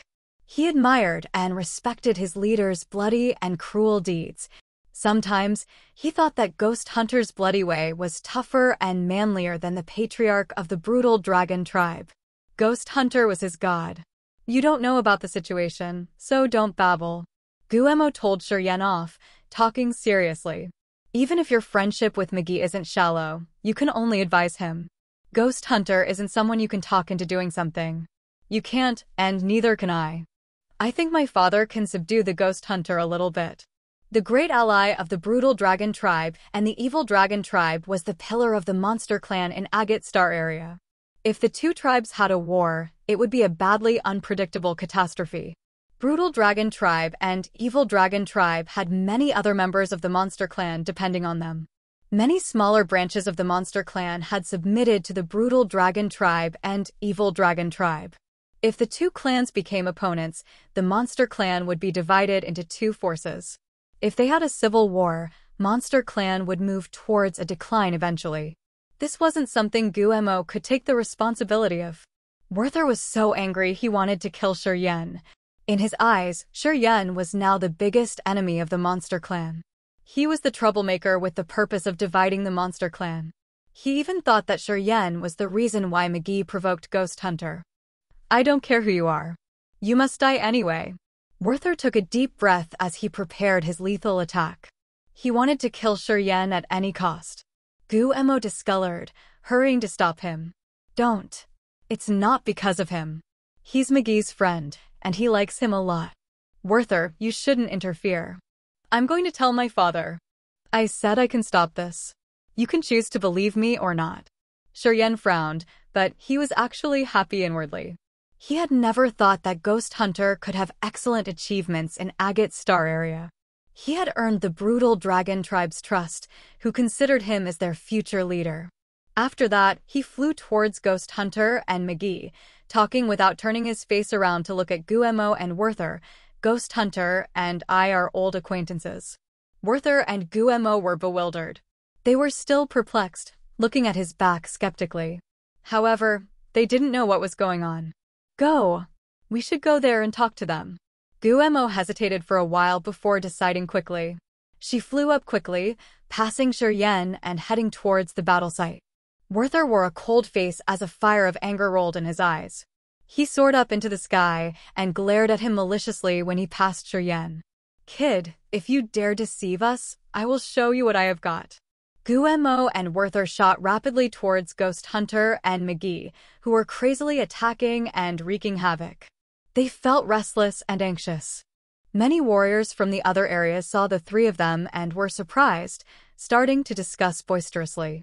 Over there, the battle between McGee and Ghost Hunter had come to its climax. The two of them now used their real abilities. While they were mobilizing energy, a tremendous amount of heaven and earth energy of Blackstone Island rose like a torrential tide, pouring into the two of them. The supplied energy made the two new talents of the Monster Clan seem like furious, erupting volcanoes. They seemed about to destroy the whole Blackwater Star. McGee seemed to be falling into a disadvantaged situation. Ghost Hunter punched him, blowing him to the seabed. However, every time McGee soared up back from the sea, he could gather a stronger power. Their battle had come to a critical stage. It was time of life or death. McGee, it's enough. Guemo suddenly screamed, her beautiful face icy cold. I told you to try a bit. I didn't tell you to risk your life. Stop here. I don't need your support anymore. You said enough, so you think it's enough? McGee thundered angrily. He didn't give Guemo face, wiping the blood trickle on his mouth. I have suffered a loss, and I want to take it back. F***CK. I'm this big, and I've never been hurt by anyone whose realm's lower than mine. If I can't make him pay a big price for that, I will feel annoyed for the rest of my life. McGee roared, storming towards Ghost Hunter again. Guemo was so worried as if she had a flame burning her heart. Werther hovered behind her, his face begging. He didn't have the bearings like when was talking to Shi Yan. He stooped his head while screaming, Master, please stop. I'm begging you. McGee's the son of Evil Dragon Tribe's patriarch. If you kill him, the Evil Dragon Tribe will turn their back on us. Master, for me who has been following you for years, please, do me a little favor. Please spare McGee. Ghost Hunter acted as if he didn't see or hear Werther. He didn't even give him a glance. He still gazed at McGee, striking crazily. Each blow of his was enough to smash the whole world. He made the seawater boil, shaking the entire Blackwater Star. Werther seemed to know what would happen. He sighed and screamed continually. You mother*****. You're too haughty. I have just left for a few decades. When did I fall into that lowest situation? Asking him to spare my life? The one whose realm's lower than mine? I can't stand such humiliation. McGee shouted, becoming even more enraged. Both Ghost Hunter and McGee didn't listen to Werther and Guemo. They started to attack each other again, their battle becoming fiercer. Guemo and Werther's advice didn't work. It couldn't bring the desired result. Instead, It was more like pouring oil into a fire as the battle reached the most dangerous point. Ghost Hunter and McGee had their body covered in blood while fighting against each other. Suddenly, they all roared, returning to their monster form. The two terrifying and intimidating monsters appeared in the sea.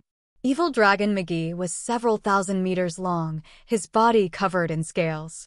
The horns on his head were sharp and shiny like metals, with beautiful lights moving around. Each scale on his body started to absorb heaven and earth energy, giving him an imposing aura that could threaten people. Ghost Hunter's real form was just several meters long. However, he had spikes and thorns all over his body. His body was covered in some kind of thick and rigid bone shells that looked like quenched metals. At first glance, people knew he had annealed his body for many times. It was obvious that his true form was also a dragon. Beams of energy murmured like small flowing streams on his body. Energy fluctuated from him immensely and earth-shakingly. It felt like his body hid many volcanoes that could erupt at any minute, giving him the intimidating and brutal energy. When the monster warriors turned back to their true form, it was a sign of a life or death battle. As McGee and Ghost Hunter had transformed, they were prepared to release their strongest attack. Boom! Rumble! Rumble! The two giant bodies barged into each other, entangling and wrestling. Their powerful and fierce energy impacted, sending sparks and lights everywhere. This sea area was stirred up formidably. Vortexes started to appear in the sea, and tsunamis rose high in the sky. These two warriors of the monster clan seemed ready to destroy the Black Water Star. Their formidable auras had scared people out of their wits. The onlookers all admired and respected their power no matter what. Watching the two of them change to their monster form and attack each other wildly, Guillermo and Werther were frightened out of their wits, their hearts beating anxiously. Guillermo's small face was as pale as white paper. She was so panic-stricken at this moment, hurrying to report this to her father. She hoped her father could come and advise Ghost Hunter. She also cursed McGee for not giving her face. Werther was so flurried that he didn't know what to do. Suddenly, he looked back and saw Shiryen sauntering as if he were taking a walk in the park. With a ferocious face, he seemed to find a place to vent out at, shouting, "You caused all of these. I'll kill you first." Guillermo hated Shiryen because he had stopped her from reporting to her father in the first place. Seeing Werther about to kill him, she didn't bother to interfere, as she thought that Shiryen deserved it. "McGee, do me a favor. Stop here." Suddenly, Shiryen pitched his voice and screamed before Werther attacked him. McGee and Ghost Hunter were still wrestling. Hearing Shiryen's voice, McGee struggled in his mind for a while before shouting, "Bro, I want to give you face, but if he doesn't want to stop here, I have no choice." Guillermo and Werther were bewildered. They were so confused. Since when had McGee become that easy to talk into things? That hot-tempered fellow was famous for his annoyance. Besides his father, he had never submitted to anyone. What scared them the most was still to follow. "Ghost Hunter, stop here," Shiryen said the second time. While entangling with McGee, Ghost Hunter turned around to look, perplexed. Dazzling lights shot out from his monster eyes as he gazed at Shiryen without blinking. He halted as if he had turned into a rock. McGee and Ghost Hunter both stopped. The atmosphere was oddly quiet, and people could only hear the two monster experts panting. Guillermo and Werther gawked, dropping their jaws. They looked at Shiryen, then at Ghost Hunter, who was held as if he had turned into a fossil. The bone-chilling, clear-green eyes of Ghost Hunter reflected Shiryen's image. His eyes flashed, turning watery. The mouth with many teeth opened as he stopped panting, still looking baffled. Energy stopped impacted above the sea, as a result of which, the water slowly calmed down and the vortexes disappeared. The whole place was so quiet they could even hear the sound of a needle falling. Ghost Hunter looked at Shiryen like that, as an unknown, fierce affection appeared in his eyes. After a long moment, he got rid of McGee, flying anxiously to Shiryen. He proactively lowered his body and floated beneath Shiryen's feet. He slowly adjusted his body until his back touched Shiryen's feet. He had let Shiryen put his feet on his back, so he could be Shiryen's mount. This was the gesture of the humblest submission of the Monster Clan's members. The entire sea area was quiet. Onlookers from different clans in the Black Stone Island were petrified. The glass of wine fell on the ground from someone's hand, but he didn't realize it. Time seemed to have paused at this moment. Chapter 972. After all, who is he? Chapter 972. After all, who is he? Werther was astounded. He couldn't help but rub his eyes, wanting to confirm what he was watching was real or not. Is that our master ghost hunter? He instinctively asked himself. His face was bitter as he shook his head. Werther had followed Ghost Hunter for around 10 years. In his eyes, Ghost Hunter was mighty and bloodthirsty, who would never bow to anybody, including the chief of brutal dragon tribe. However, today, the master he worshipped was humbly submitting under Shurian's feet. His master had used the modest attitude to respect the other. His master had proactively given his back under Shurian's feet. This was a sign of submission that came from the heart. A ghost hunter like that was strange to him. Gumo's small face was stiff. She thought she was in a dream, so she bit her lower lip. When the pain came through her nerves, she finally confirmed she was in the real world. What's going on? Gumo hadn't known Ghost Hunter for a long time. However, she idolized his performance and all sort of savage deeds in the brutal dragon tribe. She was keen on thinking that he was her best match. She had never thought that Ghost Hunter would submit to anyone wholeheartedly. In her eyes, an imposing and domineering man like Ghost Hunter was predestined to step on the highest peak. He wouldn't let any force bind him. Crawling under a man's feet was impossible to her. However, it happened right in front of her, which gave her a bitter feeling. She felt sorry because of Ghost Hunter. A formidable existence like you should never submit to anyone. Absolutely never. Gumo screamed crazily in her mind. McGee slowly transformed into his human form, with blood streaming down his body. He wiped the blood trickle on the corner of his mouth, standing by Gumo and Werther. Lights weaved as his eyes, his face confused and complicated. The fierce battle with Ghost Hunter made him believe in Gumo's vision. He knew Ghost Hunter did have fame and power. This newly emerged foreign monster warrior did have the power to reach the peak of glory. Towards Ghost Hunter, he had a subtle feeling between strong warriors. Although Ghost Hunter's realm was one level lower than his, he wasn't weaker than McGee in that fight. McGee had no prejudice towards Ghost Hunter. After this battle, he had considered the latter as his fiercest rival. However, when the rival he respected submitted beneath Shurian's feet wholeheartedly and freely, this kind of humble head-down posture somehow shamed him. Experts living in Black Stone Island and the other life stars around became baffled. They looked at the sight with confused eyes. They had no clue of what was going on. Staying on the Flying Bird battleship, the monster troops under Ghost Hunter's commands were outraged. They looked at Ghost Hunter as if he had become a strange person to them, all having an odd countenance. They didn't know what had happened back there. Shurian stood on the spiky neck of Ghost Hunter, his face as calm as water.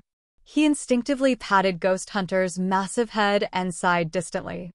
I thought you had forgotten me. A servant for one day, a servant for a lifetime. Ghost Hunter's voice was husky and cold. It felt like someone rubbed a stone on a piece of metal. His voice was sharp and unpleasant to the ear. However, in Shurian's ears, it was so comfortable. He didn't talk loudly, but McGee, Gumo, and Werther could hear him clearly. They were so shocked, lights sparkling in their eyes as they were outraged. Swoosh! Ghost Hunter opened his mouth and spat out something. A jade token with the brutal dragon carving of the brutal dragon tribe flew out of his terrifying mouth, floating in front of Gumo and Werther. This is the war token. Please return it to the chief. From now on, I'm not a member of the brutal dragon tribe anymore. I will no longer be the captain of the squadron. That year, the chief and I had an agreement. I can leave the brutal dragon tribe whenever I want. Please explain to him. Ghost Hunter's voice was as cold as ice. It was a little bit harsh and bone-chilling. That jade token was the captain's identification card in the brutal dragon tribe's force. It was also the sign of a future elder. There were only 7 of them in brutal dragon tribe, which was significant indeed. The jade tokens in the brutal dragon tribe were the insignia of power and status. Every single one of them was so precious. People who held the jade token were all influential members of the brutal dragon tribe, and they did have real powers. Their status was high also for the other clans living in the life stars around. They could access the great star areas freely and enjoy the privileges of brutal dragon tribe. Werther and Guemo were startled, their face grimaced. As Ghost Hunter returned his jade token, he had decided to separate from the brutal dragon tribe. He had helped brutal dragon tribe destroy their enemies for years. He had killed so many brutal and powerful opponents, which granted him the jade token after rounds of discussion among the elders of the brutal dragon tribe last year. This jade token represented his official admission in the brutal dragon tribe. He had finally received the approval of this strongest tribe of the monster clan. To bestow him this jade token, the chief of brutal dragon tribe had spent a lot of his efforts to eliminate the troubles that came from the majority of the tribe's elders. He didn't hesitate to use bloody methods to suppress them. Later on, Ghost Hunter earned this special glory. However, after seeing Shiryen and talking not even 2 sentences to the man, he had returned the jade token, which he had earned through bloody difficulties. He declared his wish to separate from the brutal dragon tribe, which was like a slap on Werther's and Gumo's face. They now had an everlasting bitter grievance in their minds. "Sir." Werther shivered as he hastily kneeled down in the air and lifted his face to look directly into Ghost Hunter's eyes. He said stubbornly, "The jade token represents the supreme glory of the brutal dragon tribe. You, sir, you have experienced countless bloody battles, stepping on piles of bodies to get it. How could you give it up that easily?" Gumo's face changed. She was outraged looking at Ghost Hunter. Her usual soft voice was gone as she talked sharply. "Ghost Hunter, what are you doing? You know what the brutal dragon token represents? It's the supreme glory of our brutal dragon tribe." Ghost Hunter's deep green eyes were as calm as water. He looked at Werther and Guemo, talking deliberately. "I'm not a member of the brutal dragon tribe. Before I joined the tribe, I've made it clear to the patriarch that I may leave at any time. Today, the one I had been waiting for has come. Naturally, I won't stay in the brutal dragon tribe anymore. Please tell the chief that Ghost Hunter has failed his expectations." McGee frowned tightly, looking at the jade token hovering in the air. His eyes seemed so strange. Taking a deep breath, McGee talked to Shiryen seriously. "Bro, there are 7 brutal dragon tokens. It's like the identification card of the strongest warlords of the tribe. It represents power and glory of brutal dragon tribe. Do you understand?" The monster eyes of Ghost Hunter sparkled ferociously as he gazed at McGee coldly while hissing, "Shut up." McGee discolored, snorting. However, he was looking at Shiryen. Werther and Guemo couldn't help but also look at Shiryen. At this moment, they understood that an arrogant fellow like Ghost Hunter would never mind their opinions. Only Shiryen's words seemed to be able to bind him. This man who came out of nowhere had made Ghost Hunter submit to him. He could control Ghost Hunter's will and decision. It was unimaginable. Even the chief of the brutal dragon tribe couldn't restrain Ghost Hunter that way. Under the gaze of McGee, Werther, and Guemo, Shiryen contemplated for a while.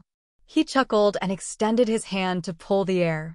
He grabbed the brutal dragon token, which represented the high-rank captain of the tribe, and studied it. He then tenderly put it on Ghost Hunter's spiky neck, speaking softly, "Ghost Hunter, and I want to talk a bit." McGee, Guemo, and Werther were surprised. They looked at him, but said nothing else, proactively flying away. Shiryen frowned, patting Ghost Hunter's head. Ghost Hunter faced the sky and roared. His roar was like a lightning strike that could clean up and level the place. His voice shook the sky as he rocketed immediately, disappeared from people's sight. McGee, Werther, and Guemo went down to the shore of the Black Stone Island. Guemo was so irritated. Looking at the crowd around them, her eyes became savage, shouting angrily, "Get the F***CK out of here." Werther and McGee couldn't stay calm. Murderous auras twinkled in their eyes, looking at the onlookers with obviously evil intents.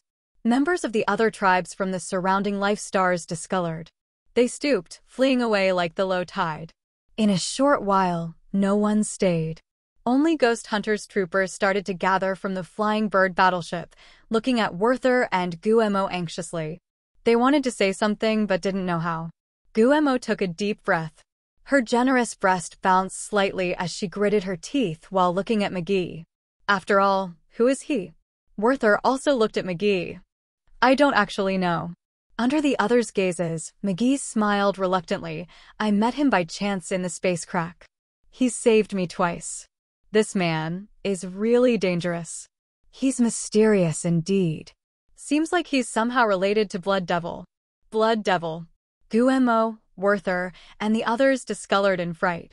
They felt even worse as the situation had developed out of their reach. This star area had many prominent clans. The Monster Clan, Demon Clan, and Ice Clan lived here. Brutal Dragon Tribe and Evil Dragon Tribe were the two strongest tribes of Monster Clan. Blood Devil was the overlord devil of Demon Clan, so his status and power weren't less than the chiefs of the two dragon tribes. And his personal relationship with the two tribes was always good. Blood Devil was the great character of Demon Clan. In Agate's star area, he was famous indeed. And he liked to cover for his fellows. He would take revenge for even the smallest grudge. Hearing that Shiryen and Blood Devil were related, Guillermo was so worried that she pulled her hair instinctively, her face dark. It's really troublesome. Even if it's Blood Devil, he has no right to make Master separate from Brutal Dragon Tribe. Werther clenched his jaw, talking indignantly. My master will surely be the new shining star of the Monster Clan. He's one of the future leaders of Monster Clan. Since he got the Brutal Dragon token, he's the hotshot of our Brutal Dragon Tribe. What does that kid have to make my master submit to him? Guillermo agreed as she nodded to him, talking firmly. Yeah, it's true. Blood Devil doesn't have this right. McGee was bewildered for a while. He looked at the other two with an odd countenance. It's not my bro who subdued him. He's done that on his own, hasn't he? He requested to leave the Brutal Dragon Tribe. He said that you guys have an agreement. I think you should talk to Uncle clearly. Werther was petrified and baffled, unable to answer. Guillermo hesitated for a while and eventually took out a sound stone. She took a deep breath to force herself calm down before connecting with her father. McGee and Werther looked at her, their faces respectful. They proactively stepped back, giving her space. That was how they showed respect to the chief. However, their eyes hadn't left Guillermo. They observed her facial expression to see what the chief of the Brutal Dragon Tribe would direct. Chapter 973. Master and Servant. Chapter 973. Master and Servant. __. Deep inside the Black Ocean, a massive light cage made of star energy covered Shiryen and Ghost Hunter, who had transformed into his humanoid form. Ghost Hunter's light bent his head, telling Shiryen what he had experienced throughout those years in a low and cold voice. After Ghost Hunter, king of demonic insects, Holy Spirit God, and devouring gold silkworm separated from Shiryen, they came to heavenly Demon Mountain Range in the vault of Heaven Sea area, and received the mysterious inheritance of the Monster Clan. They escaped the space barrier in that demonic formation, which led them to the Shadow Ghostly Prison in Agate Star area. Shadow Ghostly Prison was the most chaotic and peculiar area of the Agate Star area. Rumor said that it was the space hub that connected the Agate Star area to other star areas. It had many space channels. They had crossed one of such space channels and landed in the Shadow Ghostly Prison. Shadow Ghostly Prison was established by many primitive races of Agate Star area. Later on, many other races had joined the area from other star areas, which mostly got through the space channels. Shadow Ghostly Prison was rich, having various resources. It had many rare cultivating materials that were hard to find in the Agate Star area. Warriors had battled for heaven and earth energy and magical natural resources. Since Shadow Ghostly Prison had many strange and precious products, wars never ended there.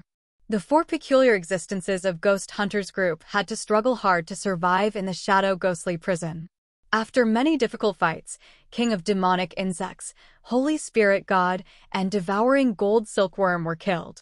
Only Ghost Hunter was lucky enough to survive until now. Eventually, he escaped the shadow ghostly prison, coming to this place where monster tribes were gathered, and thus made his debut in Monster Dragon Star. Monster Dragon Star was the central star of the monster clan in Agate Star area.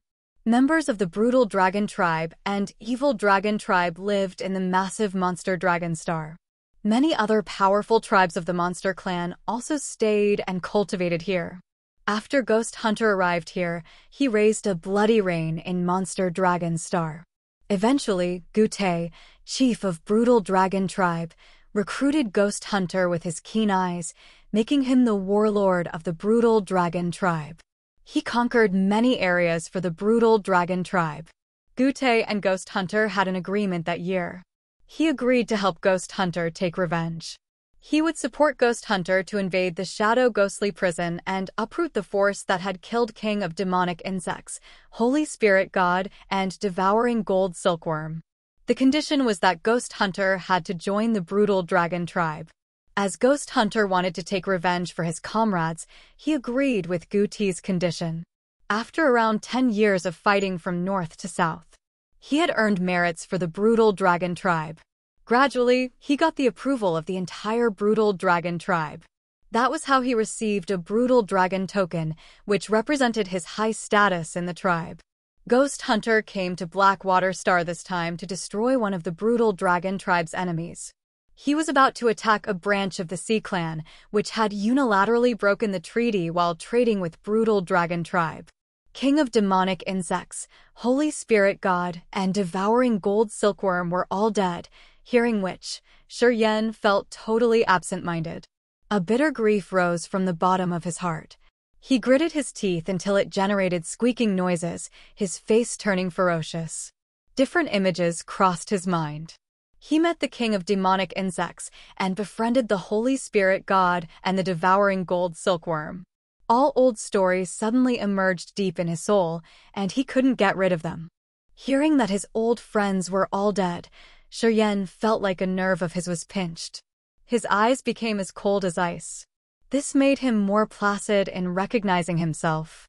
This place was the Agate Star area, with countless clans and experts, and he wasn't the strongest. In this place, he didn't have the powers to protect his fellows yet. He was crying inwardly.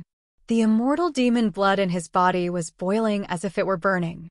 His eyes turned garnet like an enraged beast, and he looked lunatic indeed. I will take revenge for them. Shuryen stressed each word. Ghost Hunter nodded heavily. Master, I met your lady in the Shadow Ghostly Prison.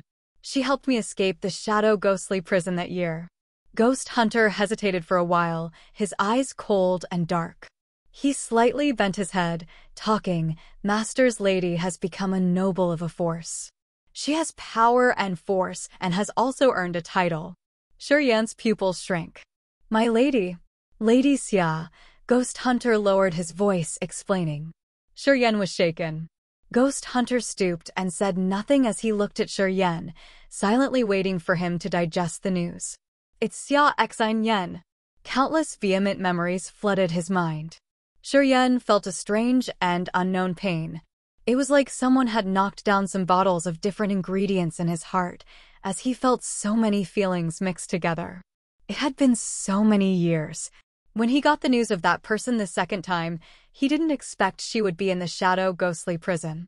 She had a force, and she had become a noble.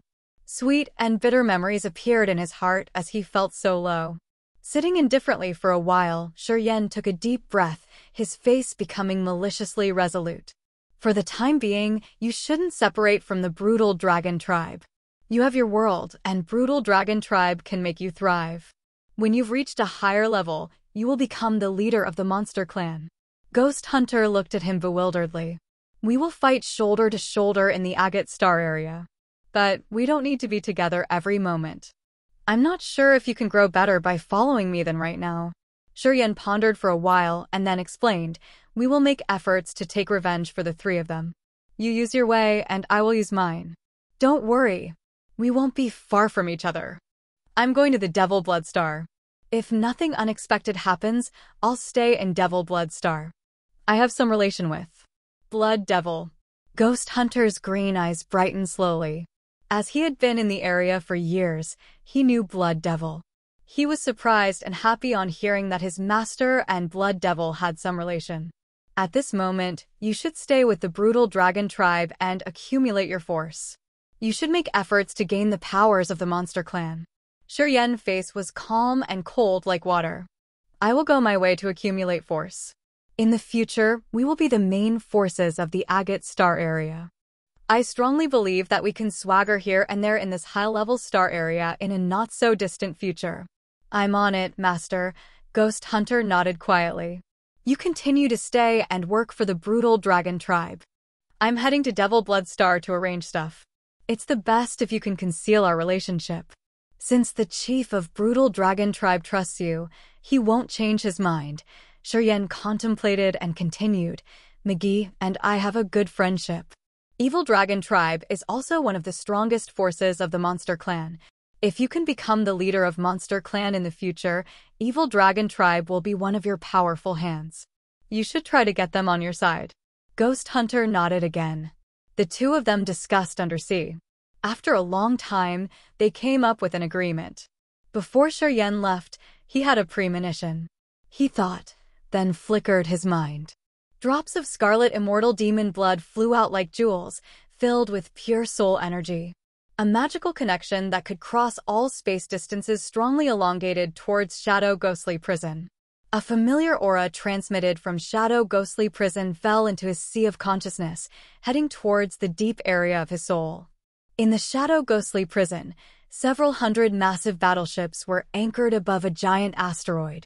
Sitting on a pink crystal throne atop one of those gigantic battleships was a woman in a brilliant gown. She was holding a glass, her deep and beautiful eyes looking at the endless star sea while being absorbed in her thoughts. Her gorgeous long dress was beautified with jewels. Exquisite and precious flowers were embroidered at the hem of her dress. She let her flawless legs bare, wearing only 2 blue crystal anklets. The energy from her anklets had a tremendous fluctuation, adding to her elegant beauty. 3 pagans kneeled by her, reporting with the logbooks they were holding. They all looked humble. The beautiful woman took a sip from her blood-like wine glass. The red color of the wine gave her pink lips moisture, making her look like the most beautiful blooming flower. However, her crystal-clear, diamond-like eyes were hiding some sadness. Yet, her indifferent and cold bearings had subdued the 3 alien clansmen in front of her. They didn't even dare to look up at her. They were modest, trying to explain her furthermore. Suddenly, the beautiful woman seemed to feel something. Her gorgeous eyes sparkled dazzlingly while her flawless body shivered. She couldn't help but jolt up from her seat. Her jade-like feet stepped on the precious pink throne, alluring people's souls. She looked in the general direction of the black water star far away as the cold intent on her face vanished slowly. The red wine in her glass swirled for a while. After a long moment, she was thrilled, bowing her head and whining, You have finally come. I've been waiting for you for so long." The joy she couldn't hide in her face had baffled the other 3. They were indeed surprised. Drops of immortal demon blood evaporated in the light cage as Shiryen opened his eyes. He was stirred up, mumbling to himself. "You're here." Ghost Hunter sat quietly and indifferently like a rock next to Shiryen. He just looked at his master, saying nothing. "Let's go." After a while, Shiryen got up, wiping out the light cage. Both of them shot out of the seabed, heading north of Black Stone Island. On Black Stone Island, Guillermo, Werther, and McGee were longing for them, their faces all odd. "Sir," as soon as Werther saw Ghost Hunter, his straight back bent while he lowered his head to show his respect. "Ghost Hunter, my father sent a message saying that he doesn't want you to separate from Brutal Dragon Tribe. He said that no matter what old stories you have, he won't ask a thing. As long as you stay with the Brutal Dragon Tribe and keep the Brutal Dragon token, you're a warlord of our tribe." Gumo's small face was serious as she continued, "My father said that this time when you go back to Monster Dragon Star, he would give you a life star. You will have the complete authority over it." Ghost Hunter wore an impassive face. Facing these people, he was as cold as the rigid ice. He seemed to not have any emotion. After Guillermo finished, he just nodded. Guemo and Werther were cheered up. "Thank you, sir. You didn't abandon us. Thank you for your favor." The monster soldiers under Ghost Hunter's command kneeled down, shouting crazily. Their voices shook the black stone island. Ghost Hunter was still indifferent. "McGee, I want to go to the Devil Bloodstar. See you later." Shuryen nodded to McGee while chuckling. "Do me a favor. Do not compete with Ghost Hunter. He's the closest friend of mine. How dare I quarrel with him?" McGee smiled miserably. However, he became cheered up all of a sudden. "Our monster Dragon Star and the Devil Blood Star aren't far from each other. I'm going to find you later. If you need me, you can always come to Monster Dragon Star to find me." "Sure," Shuryen agreed seriously. He smiled at Guemo Werther and then gazed at Ghost Hunter for a while. Then, he soared up into the sky, tearing the atmosphere like a lightning strike while heading to Devil Blood Star. Ghost Hunter lifted his head looking at Shuryen disappearing. Afterward, he shouted at his troopers with a brutal face. "Work!" Werther and many soldiers of Monster Clan replied to him grumblingly. Their murderous aura rose violently as they were about to jump into the sea to eradicate a branch of the Sea Clan that had deceived the brutal dragon tribe.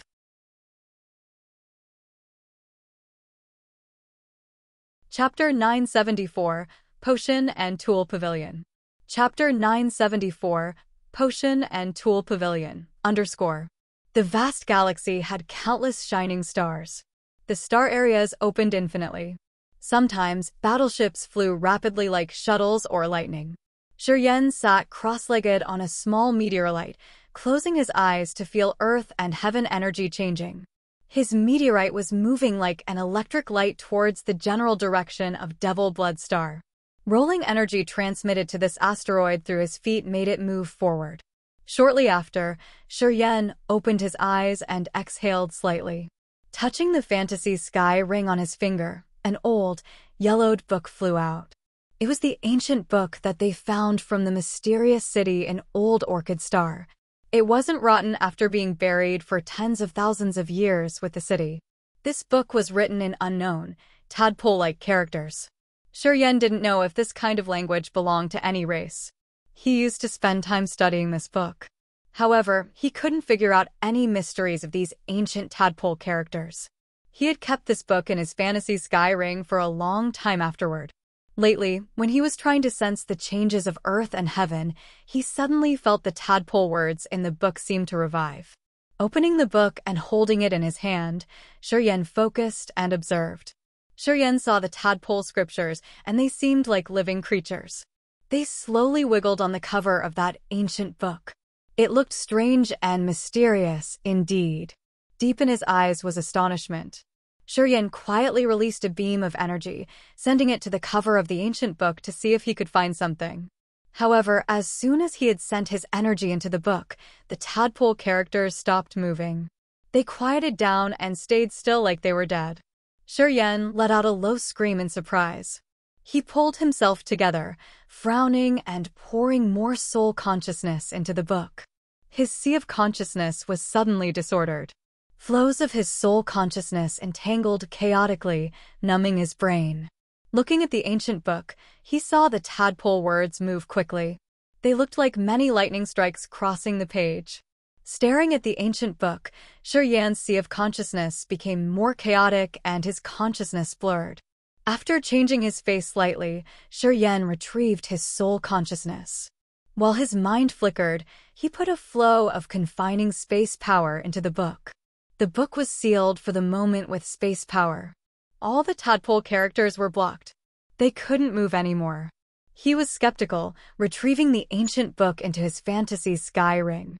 Shuryen lifted his face to watch the immense star sea. He closed his eyes and was absorbed in his thoughts. A massive battleship around 5,000 meters long was moving not far from him. It was entirely black and it seemed to be made of some black ink metal. This battleship had several hundred barrier layers. On two sides, it had many flagpoles with silk banners drawn with various types of utensils like swords, sabers, containers, or war chariot. The massive battleship moved forward inaudibly in the dim-lit star sea. It had no beam of extra energy sent to the environment. It was also heading to Devil Blood Star like a ghost. Inside a secret chamber in the battleship was an elegant lady in her loose and long dress. The sleeves and legs of her green garments were all extra loose to hide her mesmerizing body. She was clapping her hands in front of her chest, her slender fingers like scallion making hand seals. Her eyes were deep blue and calm like the ocean. Her long brown hair was pinned up into a gorgeous bun, held by an emerald hairpin. She looked elegant and noble indeed. She had a pair of crescent moon crystal earrings. She wore 5-colored jade rings around her delicate wrists, which looked like lotus roots.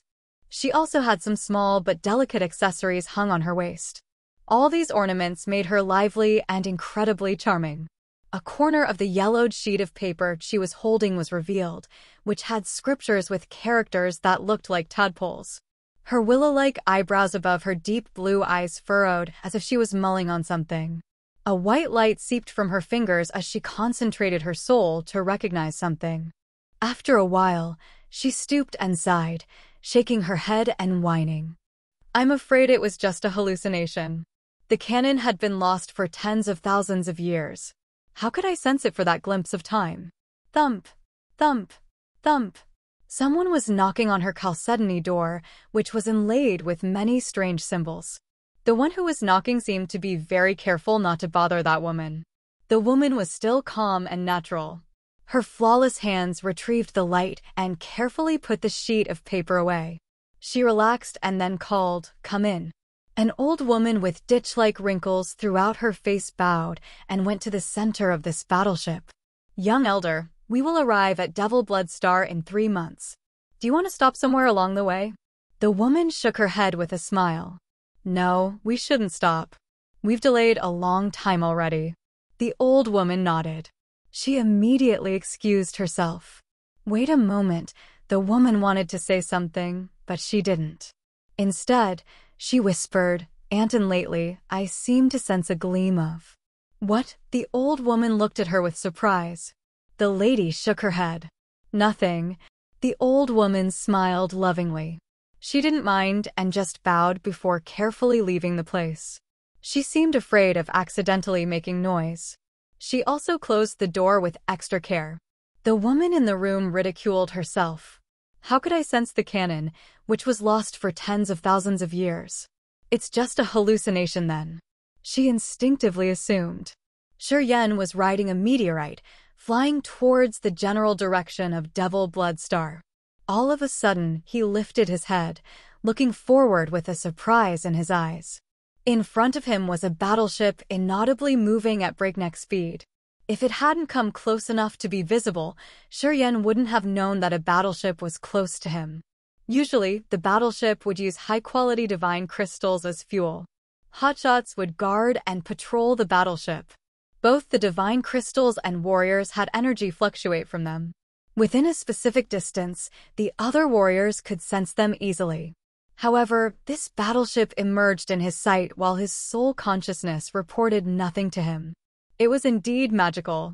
Frowning, he released a beam of soul consciousness, extending towards the battleship. Spark! A fire sparked from the barrier covering the battleship. Although it was dim, it had stopped Shiryan's sensing. Shiryan's eyes brightened. He looked at the battleship with astonishment. Evidently, that battleship wasn't normal. It was several times bigger and had barriers that could prevent soul consciousness. The barriers had shut the entire battleship, including people inside.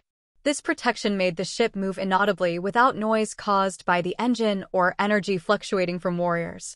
It was like a spooky ghost drifting in the dim-lit universe. This was a high-class battleship, indeed. In the case of war between star areas, this kind of invisible battleship could perform extraordinarily. At the moment fire sparked from the barrier outside the battleship, a vague silhouette came out from a dark area of the ship. He looked at Shiryen from a distance as if he was assessing the man. After a while, that person crossed the barrier and emerged visibly from the ship. He was a lanky, middle-aged man with a lot of disgusting smallpox-like filled bumps on his face. He was a little hunched, squinting to observe Shiryen better. The meteorite under Shiryan's feet was still moving quickly. It slowed down and approached the battleship. While the lanky man observed Shiryen, Shiryen also watched him. first sky of ethereal god realm, cultivates thunderbolt power Upanishad, newly formed ethereal extent. Information regarding this man's competence emerged in Shuryan's head.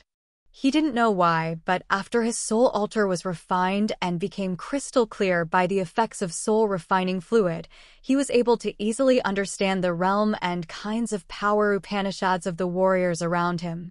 The middle-aged man whose face was filled with smallpox bumps stared at Shuryan for a while before asking proactively, "Little brother, where do you want to go?" Shuryan was surprised as he didn't know what the other had in his mind. He hesitated for a while and then smiled casually, "I'm heading to Devil Bloodstar." Eh? The middle-aged man was surprised. He smiled, waving at Shuryan. "We're going there too. Do you want to take a ride with us?" Shuryan was touched. He considered for a while. After he had left Blackwater Star, he had been racing like a lightning strike, which had consumed a lot of his energy. At this moment, he had used half of his accumulation to fly. If he could have a place to rest and recover his energy, it would be much better. However, since Shuryan couldn't identify the other's intention or identify, he was a little bit hesitant. "We're from the Potion and Tool Pavilion." As he could see Shuryan's hesitation, he explained. Shuryan's eyes brightened. The Potion and Tool Pavilion was a unique force in Agate Star area. It was established by top alchemists and blacksmiths of Agate Star area. Most of the pellets, war chariots, battleships, and various kinds of containers were manufactured and sold by this organization. Potion and Tool Pavilion had never participated in racial battles between forces of Agate Star area. They were the simplest businessmen and businesswomen who had focused only on refining medicines and weapons. They had maintained good relationships with great clans everywhere. Battleships and war chariots that AI Fu got in Broken Star City were manufactured by Potion and Tool Pavilion. Divine Light bought them and transported them to Broken Star City in Far West region. They earned profits from the price difference. Potion and Tool Pavilion had only cooperated with the strongest clans in Agate Star area. They wouldn't bat an eye on the small forces. Although AI Fu of Broken Star City was famous in the Far West region, he wasn't strong enough to do business with Potion and Tool Pavilion. Businessmen like AI Fu could only buy battleships and war chariots made by Potion and Tool Pavilion through bigger traders like Divine Light. This special force always stayed neutral. Since they had never engaged in any competition besides doing business, no one had ever known its real competence. However, no strong forces or clans in Agate Star area dared to offend the Potion and Tool Pavilion since medicine, containers, and other products of this organization had taken account of almost all goods sold in the entire star area. At the same time, it had maintained good relationships with big clans. Once any clan broke this relationship, even if they were so rich, they wouldn't be able to purchase any medicine or battleships. The Potion and Tool Pavilion had a good reputation. They always kept a good relationship with their customers. Even the most fiendish pirates of Agate Star area would never initially provoke them. Their battleships could travel safely between star areas. Even in the Shadow Ghostly Prison, which was the most chaotic area, they could cross it smoothly and safely. The Potion and Tool Pavilion was indeed a unique organization in Agate Star area. The other forces always liked them the most. Hearing the other say that he belonged to Potion and Tool Pavilion, Shuryan, who was about to move alone, relaxed, nodded and smiled friendly. "Oh, thank you very much." Then, when the middle-aged man opened the barrier, Shuryan jumped with him onto the massive battleship and landed on the main deck. The ship's deck was cold and firm. It was built of blocks of strange metal. Each block was about 10 square meters. Many security guards of Potion and Tool Pavilion scattered here and there, controlling powerful energy artilleries. Although they saw Shuryan landing, they didn't change their faces and continued guarding their positions. "Brother, you are cultivating space power, right?" The middle-aged man smiled, inviting, "Are you interested in joining our Potion and Tool Pavilion? We always welcome warriors with space power." Shuryan was astounded. He now understood why this man invited him on board. He knew that Shuryan cultivated space power Upanishad.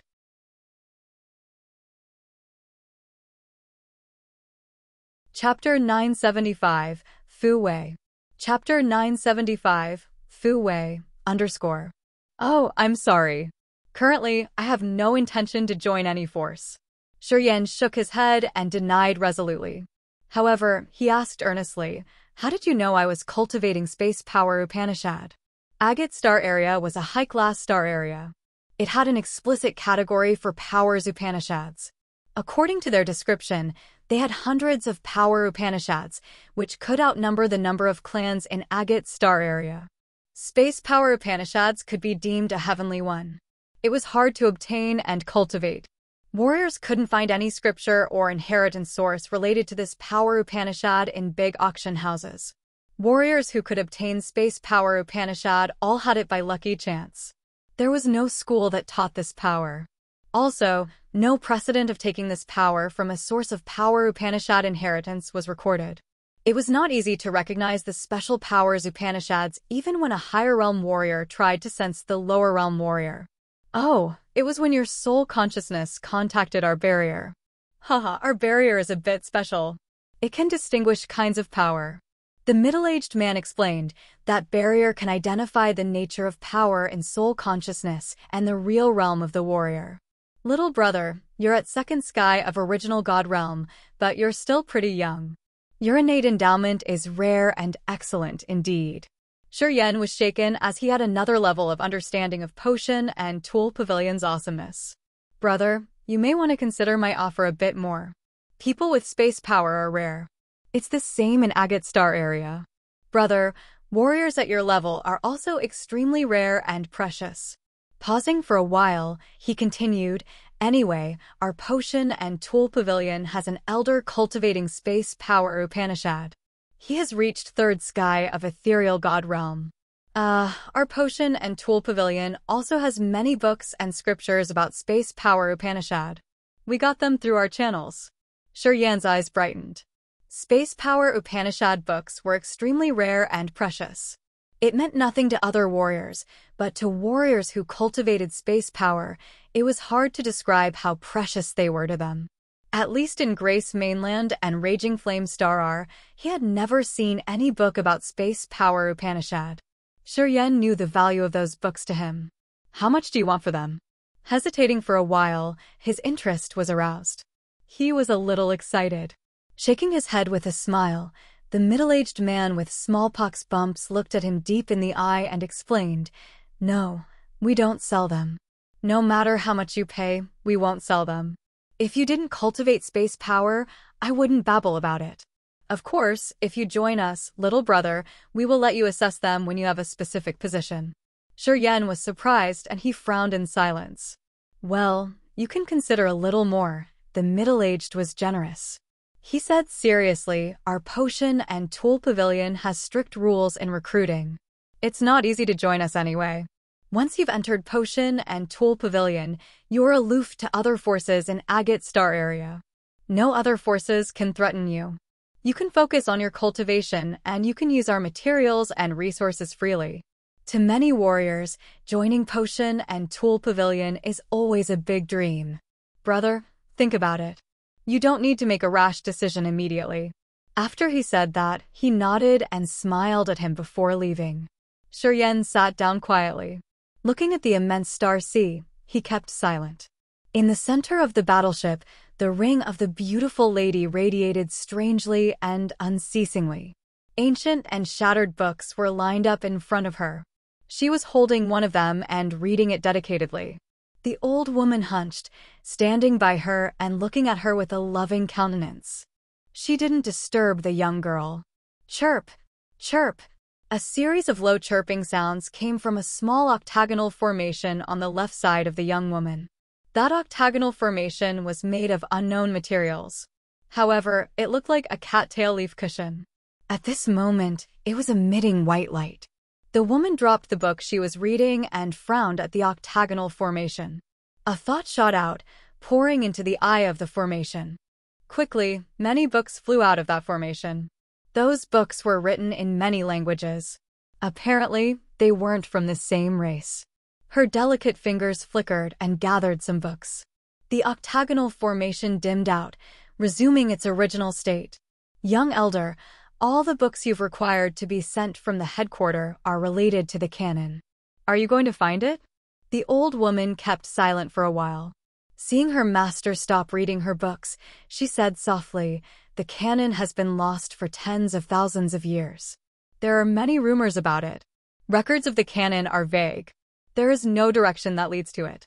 Many elders of our pavilion have tried for many years. Young elder, if you invest your effort into this, I'm afraid you're doing things in vain." The woman arranged her shattered books neatly. She sighed reluctantly. "Right, I have no clue. I've read 32 documents related to the canon. Anyway, each of them is vague. They say that the canon is mysterious, but none of them mention the mysteries of it or why it has gone missing. Anton, you've been in the pavilion for thousands of years. Do you know anything related to the canon?" The old woman named Anton frowned, sinking in her memories. After a long time, she said softly, "Tens of thousands of years ago, our pavilion master appeared in Agate's star area. With the canon, he established Potion and Tool Pavilion, gathering alchemists and blacksmiths from Agate's star area. He set up rules and made Potion and Tool Pavilion a neutral force that stayed aloof from other forces. After the first pavilion master established Potion and Tool Pavilion, he grew old and deceased after hundreds of years. His soul vanished. After his death, people started to fight each other for the master position. The canon went missing in that chaotic time. Rumor says that one of the elders took risks and took it away. That elder disappeared from that time. We have never figured out where he had gone. Although the second pavilion master won and claimed the throne in glory, he had used all his means and efforts to search for the canon in vain. It has been dozens of thousands of years, and we now have the fourth pavilion master. Potion and Tool Pavilion has earned a special position in Agate Star Area. We have insiders in every corner of the star area, but we still have no clue of the canon. Our pavilion has spent tens of thousands of years fruitlessly. I think young elder shouldn't waste your effort in this. There is no guarantee that you can find it if you invest more efforts. Everything depends on fortune." Anton looked at the young woman gingerly. She had kindly advised her as she was afraid that the young woman would spend time in this hopeless matter. She had watched this young lady grow. She knew her innate talents and competence. She was a candidate for the position of the fifth pavilion master. If she focused, her party could reach the peak of glory through this young lady. They would have supreme power in the pavilion. But if the girl had set her mind on something vague like the canon, it could be a flame that burns down the hope of precursors in their party. The first pavilion master said in his will that the one who had the canon would become the new pavilion master. "If we found the canon, it'd be much easier," said the young lady softly. Anton shook her head miserably. "It's not that easy. If we could find it effortlessly, the canon would have been found already." The young woman kept quiet, sighing inwardly. She said nothing else. Looking at the shattered books, she suddenly felt bored. "Young elder, Foman invited a junior on board.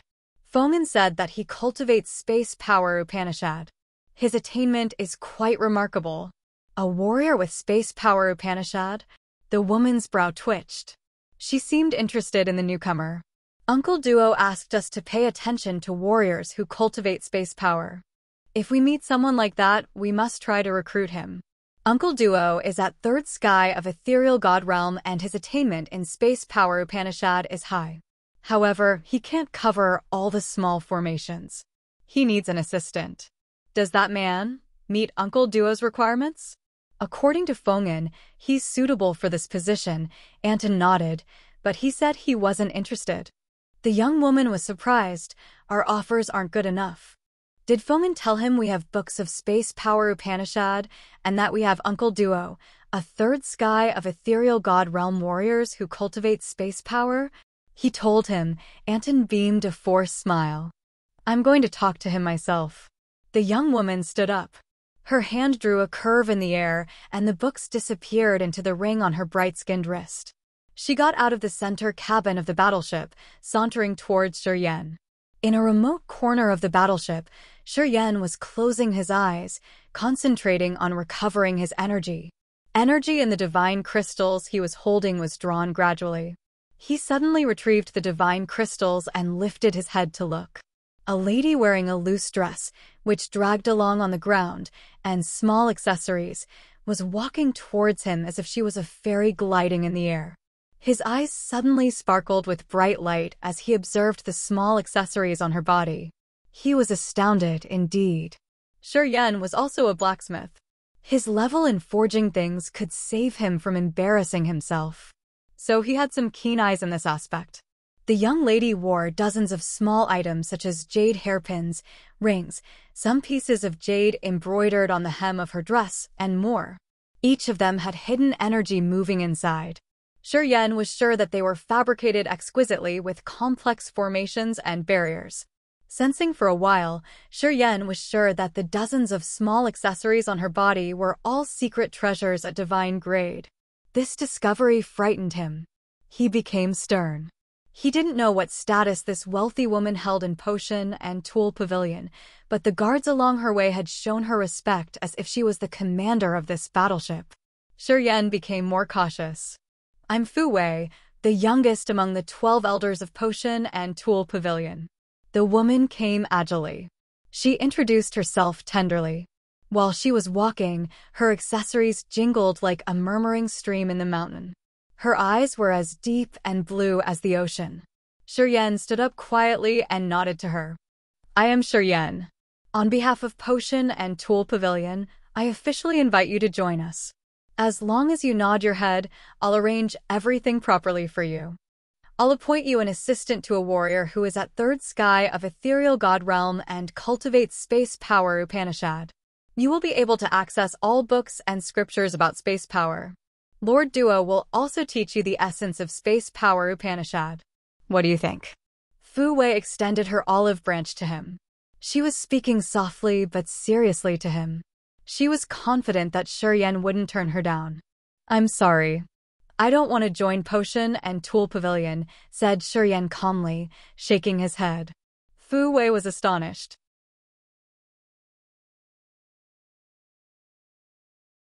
Chapter 976, Devil Blood Star.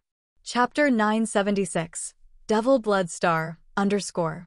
The center of the unknown, mysterious power Upanishad had many different bright currents of powers Upanishad. They looked like energy rivers crossing and flowing around the world as they followed some kind of movement principles. Two souls were wandering in there like ghosts. They swayed and moved unconsciously and aimlessly. One of the two souls would stop by an open space door. Then, it would inch forward strenuously between the currents of fierce space energy. They were Shi Yan's host soul and co-soul. Since he had escaped the space crack, every time he meditated to understand his powers Upanishad further, his co-soul would be directed to that strange area. A warrior who was fused with heaven flames and occupied the origin could enter that place to study the true essence of his or her powers Upanishad. Thus, after his soul had been washed crystal clear, he could go to this place simply as long as he flickered his mind. He could stay in the center to perceive a deeper understanding of his powers. However, his body was still sitting on the deck of Potion and Tool Pavilion's gigantic battleship. He sat impassively as if he didn't have a soul. No soul energy rippled or fluctuated from him. Fu Wei was the owner of this impressive battleship. She was the youngest elder of Potion and Tool Pavilion. Shi Yan's objection had failed her, but she didn't keep it in her mind.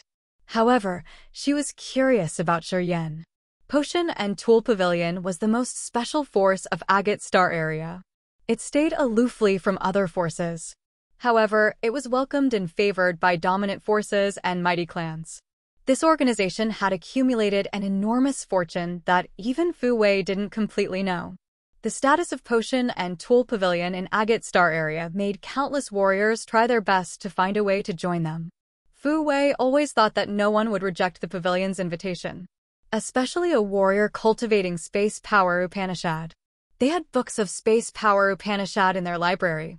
They had the strongest warrior who cultivated space power at third sky of ethereal god realm. They had all sorts of support to help warriors cultivating this power. Shi Yan denied her offer. Fu Wei couldn't understand it at all. She didn't know Shi Yan's identity either. Potion and Tool Pavilion had ears and eyes everywhere. They knew everything that happened in every corner of Agate Star area. Potion and Tool Pavilion had a detailed list of hotshots of all clans and forces, even the list of potential experts. Since Fu Wei was skeptical, she used the satellite eyes of her Potion and Tool Pavilion to search. However, she couldn't identify Yan. This discovery had baffled Fu Wei even more. A bright blue mirror hung on the central cabin of the battleship that projected Yan's image. He was idly sitting cross-legged. There was no sound or energy fluctuation around him. Fu Wei's crescent moon brows furrowed. Her beautiful face mulled on her thought, but still, she looked mesmerizing. The old woman she called Aunt In was standing by her. She was a little hunched. She also looked at the cold, stern, young man in the mirror skeptically. After a while, she whispered, "This man came from an unknown origin. Even our satellite eyes couldn't identify him. It's a bit over our estimation." "Young elder, do you think he's from another star area?" Fu Wei woke up from her contemplation. Her blue eyes twinkled magnificently. She cried tenderly, "It's possible." Anton looked a little shocked. Shadow Ghostly Prison is the space hub. It has many unstable space channels. If he comes from another star area, it's possible that he came here through Shadow Ghostly Prison. Pausing for a while, she smiled and suggested, "Do you want to start from there?" Fu Wei shook her head. "No, it's not necessary. Although Lord Duo wants to find an assistant quickly, he has rejected our offer. We don't need to force him. It's tough to deal with unidentified people. If he does come from another star area, it may be harmful to us if we offend him." "Yes, right," Aunt Anne nodded. "But it's regretful anyway. It's hard to find a suitable candidate. But he doesn't put our Potion and Tool Pavilion in his eyes. Sigh, I don't know when we can meet another warrior using space power. We're about to arrive at Devil Blood Star." Fu Wei rose one of her delicate fingers, touching the void. The bright mirror floating above her head shrank into a piece of broken jade. It was hung on her generous hip. It became an everyday accessory. "Oh, right. We're about to reach Devil Blood Star." Anton smiled and bent her body slightly. "I'm going to arrange things." She immediately left with caution. Fu Wei didn't answer. She mulled over her thoughts that the other didn't know. Boom! A violent shake came from the bottom of the battleship. The ship trembled hard before it could steady. Yan woke up from his fairyland trip-like cultivation. The two souls returned to his soul altar. He looked at the guards but said nothing. He stood up and went to one side of the deck to take a look. In front of him was an endless forest with towering, ancient trees. Earth and heaven energy here was as thick as cotton clouds that naked eyes could see. They drifted in the sky, creating a sea of energy. The dense demon chi that the soul could recognize fluctuated everywhere in this forest. It swayed continually like the seaweed in the sea. The gigantic battleship landed stably. The wet ground suddenly cracked and members of Demon Clan living underground emerged. They seemed to have received the news earlier. They were calling and cheering to welcome young Elder Fu Wei of Potion and Tool Pavilion. War chariots about a few dozens of meters long flew out from the massive battleship. Their engines hissed in the void.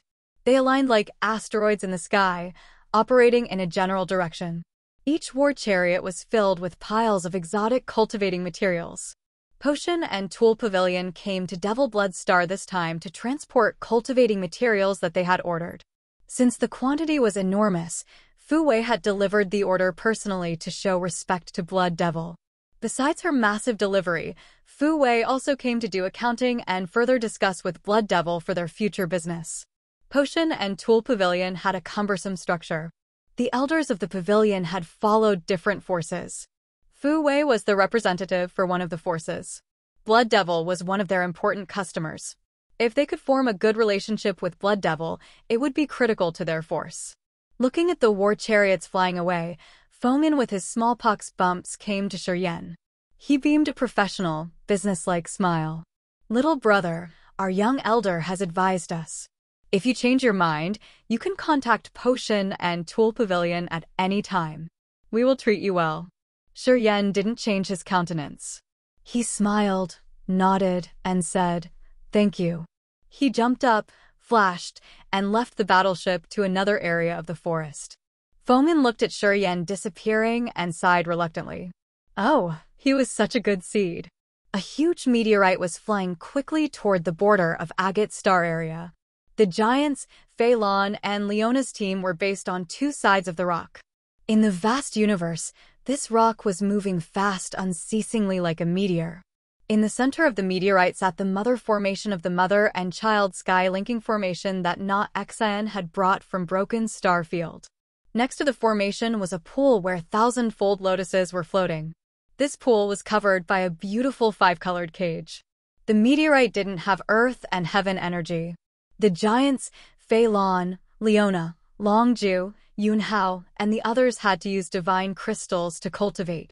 Until now, they had used up almost all the divine crystals that they had traded that year. If they used up all the divine crystals and didn't find a suitable life star to stay, their cultivation had to be suspended. Divine crystals on the mother formation still had a moving halo. Zhenggu, the current patriarch of the giant tribe, Ka-Tua, Yunhao, Longju, and the others were looking at several dozen divine crystals inlaid in the mother formation, their faces complicated. We can't touch these divine crystals. Ka-Tua wore a cold and harsh face, gazing at Zhenggu, Yunhao, and the others. He said, when my senior escapes, he will definitely contact us. Without these divine crystals, we will lose the connection with him utterly. But we're about to use up the divine crystals. There is no life stars around or earth and heaven energy. We can't continue our cultivation. Our realm and power will decrease. Zhenggu sighed and then said, these dozens of thousands of divine crystals here are our last hope. Shurian hasn't contacted us for dozens of years. Perhaps he has fallen. How can we count on him? 32 years. Longju shook his head miserably. If he's been alive, he should have contacted us a long time ago. He's all right, Yangjua of the Yang family said with a dark face. Wait for him more. If we use the divine crystals of the formation, we will lose contact with him. Without him, we will lose our hope of living in Agate's star area. We giants don't object if you want to wait for more, Zhenggu frowned, but we don't want to wait in misery for an endless amount of time. We want to use the divine crystals on the mother formation. We can break through and then we can find a suitable life star to stay. This rock came from Broken Star Field. When they escaped Old Orchid Star, they found this meteorite moving toward a remote area of Agate's star area. All of them then got on the rock. This meteorite was big enough to carry all of them. It was flying away from the far west region and even Agate's star area. It was still heading to the other end of the star area. In the beginning, they felt very lucky. They were lucky that the forces of the far west region couldn't chase after them. However, as time went by, this rock had moved further to the most rural and remote area of the life star. They didn't see any life star, mineral star, or even a dead star on the way. Gradually, they couldn't even see asteroids when there should have been a lot. This rose reluctance and despair in their hearts. Until they had finally recognized the situation, they were somewhere at the edge of Agate's star area where there were no residential areas. They didn't know where they were either. At this moment, their divine crystals had almost run out, which made them restlessly terrified. Ka-Tua and Zhenggu had started to quarrel whether to use the divine crystals on the mother formation or not. Many warriors from Grace Mainland and by Tion's group of Raging Flame Star area thought that Zhenggu's idea was logical. They didn't have any news from Shurian for 32 years. He didn't contact them through the mother formation. They thought Shurian had bad fortune and might be gone already. Compared to waiting in vain, it was better to use the divine crystals to secure their powers and find a life star to stay. When their quarrel was fiercest, Feng Rao standing by the mother formation suddenly shivered. Her voice trembled as she said, It works. It has activated. Feng Rao's eyes became watery.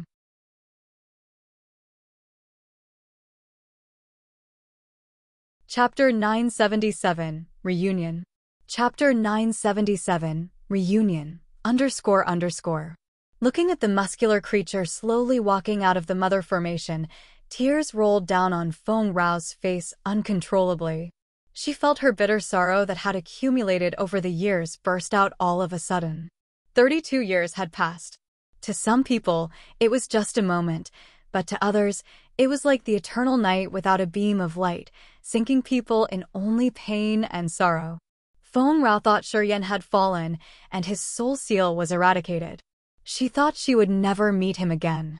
But when she felt the most helpless, the mother formation was activated, and Shuryen walked out of the formation alone. The familiar face, his familiar aura, his body. Everything was just like yesterday. Feng Rao stooped and cried. Zhang Gu of the giant tribe quieted down. He used his soul message to call tribal oldie Na Xian. Fei Lan, Leona, and Ka Tuo got up, focusing on the man who had just arrived without moving. Yang Zhuo of the Yang family, Long Ju, Yun Hao, Bai Tian, Alchemist Jester, Chao Qiu Dao, and Tang Yuan Nan were all shocked. They all gazed at the man who had just come through the formation. At this moment, they knew how important this young man was to them. No one could compare with him.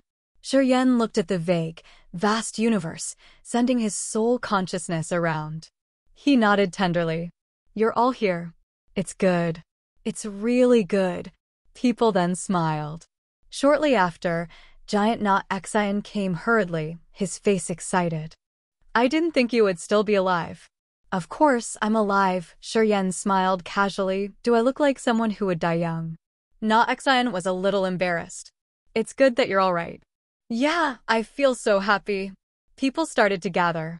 They were from the Raging Flame Star area and the Grace mainland, together with the giants. Arriving from different corners of the meteorite, they didn't say anything and just looked at him as if they were looking forward to seeing a new life. Thousands of people had gathered. They all studied Shuryen, who smiled naturally. Much better than what I had imagined. Shuryen thought that after the catastrophe burst out in the far west region, his friends and family in Old Orchid Star wouldn't be able to escape. At the moment he activated the formation, his hands had shivered as he expected the worst situation. He hadn't expected everyone to still be alive. Although their current condition wasn't good, as long as their souls were still there, they could overturn any bad situation.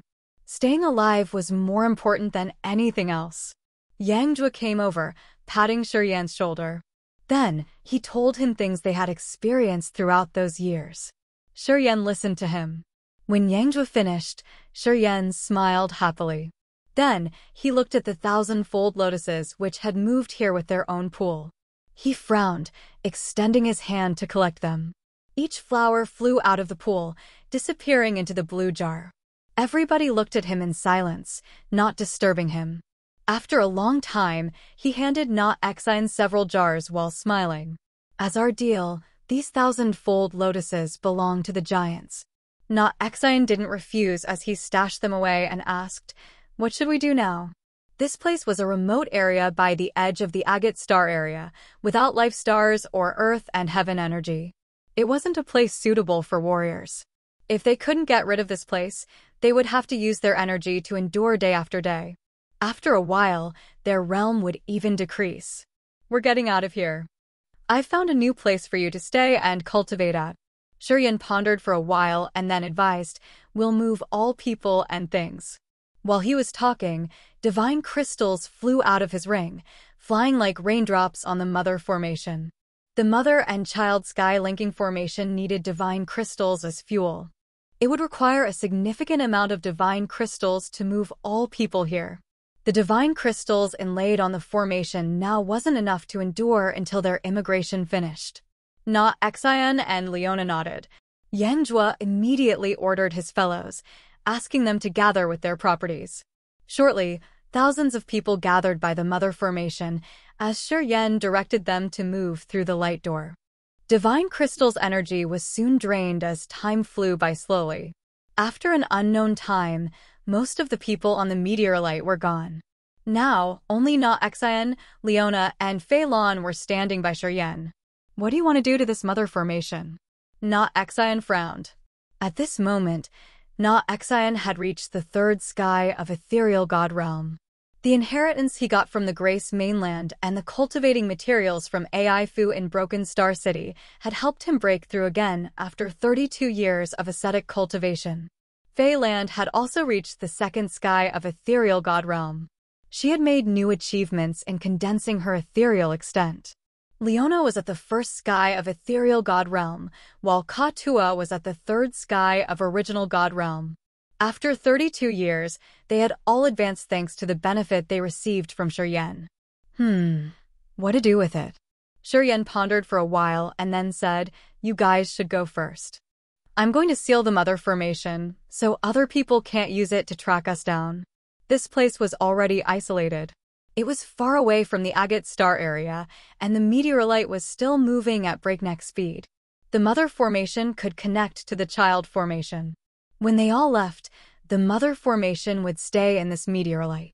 It was hard to tell if the rock would move to somewhere and someone would find it. That person could then use the Mother Formation to come to Devil Blood Star and find Shuryen's group. It was hard to predict indeed. Only warriors who cultivated space power at Shuryen's level could seal the Mother Formation. To ensure their safety, Shuryen would use space power to seal the Mother Formation. Na Xin and the others nodded, then entered the center of Mother Formation one by one under Shuryen's watch.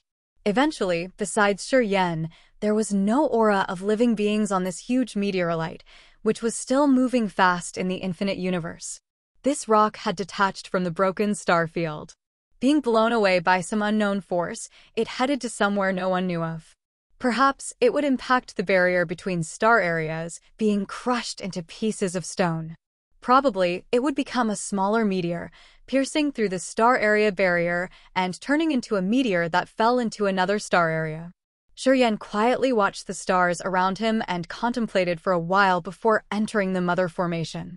The light on the Mother Formation shrank as the entire formation was sealed. It looked like it had disappeared from this massive rock, becoming a part of it without any distinctive energy fluctuation that people could sense. Once this meteorite exploded, the Mother Formation would be obliterated. However, if this meteorite were still intact, one day when Shuryen was backed into a corner, he could use the Child Formation to escape a deadly pursuit. Sizzle, sizzle, sizzle. The light expanded on the Child Formation. Shuryen got out and then waved his hand to retrieve the Child Formation into his fantasy sky ring. Giant trees with big branches towered the place, shielding off the light. However, there were still some sunbeams stubborn enough to pierce through the thick leaves and branches, shining on the wet ground of the forest. Tens of thousands of warriors gathered, looking at Shuryen. They saw him retrieve the formation and then close his eyes, sinking into his thoughts. After a while, Shuryen took a deep breath, giving a broad smile while talking. "This is the Devil Blood Star, the territory of Demon Clan. I've just been here lately, but I think we can stay here." Na Xion's eyes brightened as he screamed, unable to help himself. Devil Blood Star. It's the Devil Blood Star. Devil Blood Star was very famous in the Agate Star area. It was a level 7 life star with the thickest earth and heaven energy. This star was guarded by an expert at the second sky of incipient god realm. Although the Agate Star area was vast, Devil Blood Star was famous for its wealth. And Blood Devil's reputation was echoed everywhere in the star area. It was no doubt that staying in Devil Blood Star and cultivating here was the best dream they could ever have. During the days of moving aimlessly in the infinite universe, they had wished for even a level 1 or 2 life star to take shelter. It was the best they could hope for. But today, Shuryen brought them to Devil Blood Star, the most famous life star in the entire Agate Star area. How could they not crack up in thrill? Of course, I haven't connected with Blood Devil yet. For the time being, you guys shouldn't scatter. Wait until I've arranged everything properly. Shuryen contemplated for a while and then said, "Stay put in this forest. Don't mess around. I'm going to see if I can contact Wulan or not." Leona, Fei Lan, and Katua had their eyes brightened. They knew Wulan was a subordinate of Blood Devil. They thought Blood Devil and Shuryen had some lineage. And in this vast star area, Blood Devil didn't have any fellow from his tribe. Thus, he would favor Shuryen, his new fellow who had appeared all of a sudden. Listening to him, the other three nodded as they could ease their mind. But not Xian and the giants didn't know of his relationship with Wulan. Listening to him, they were actually a bit worried. Blood Devil was infamous indeed. His brutal name had spread even to the rural areas like the far west region. After Na Xian reached the third sky of Ethereal God Realm, he had become more cautious. He was worried if Blood Devil's troops would come and attack them. And his worry came true shortly after.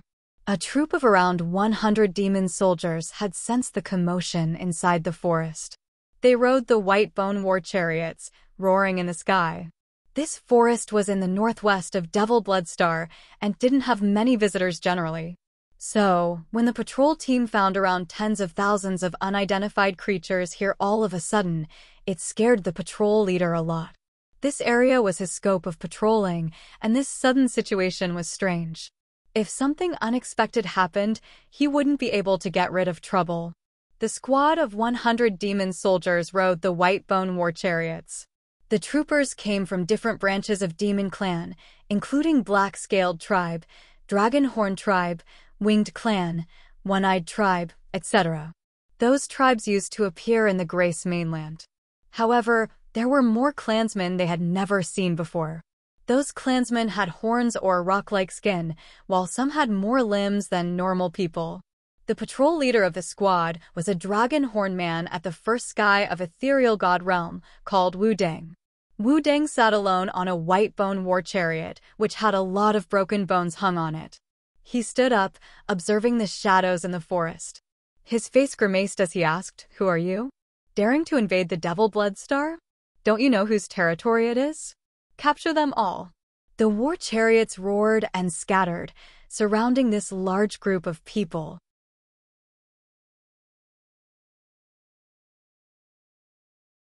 Chapter 978, The Most Distinguished Guest. Chapter 978, The Most Distinguished Guest, __. Wu Deng shouted, making his troopers scatter. The war chariots hissed and roared in the sky, ready to attack the intruders at any minute.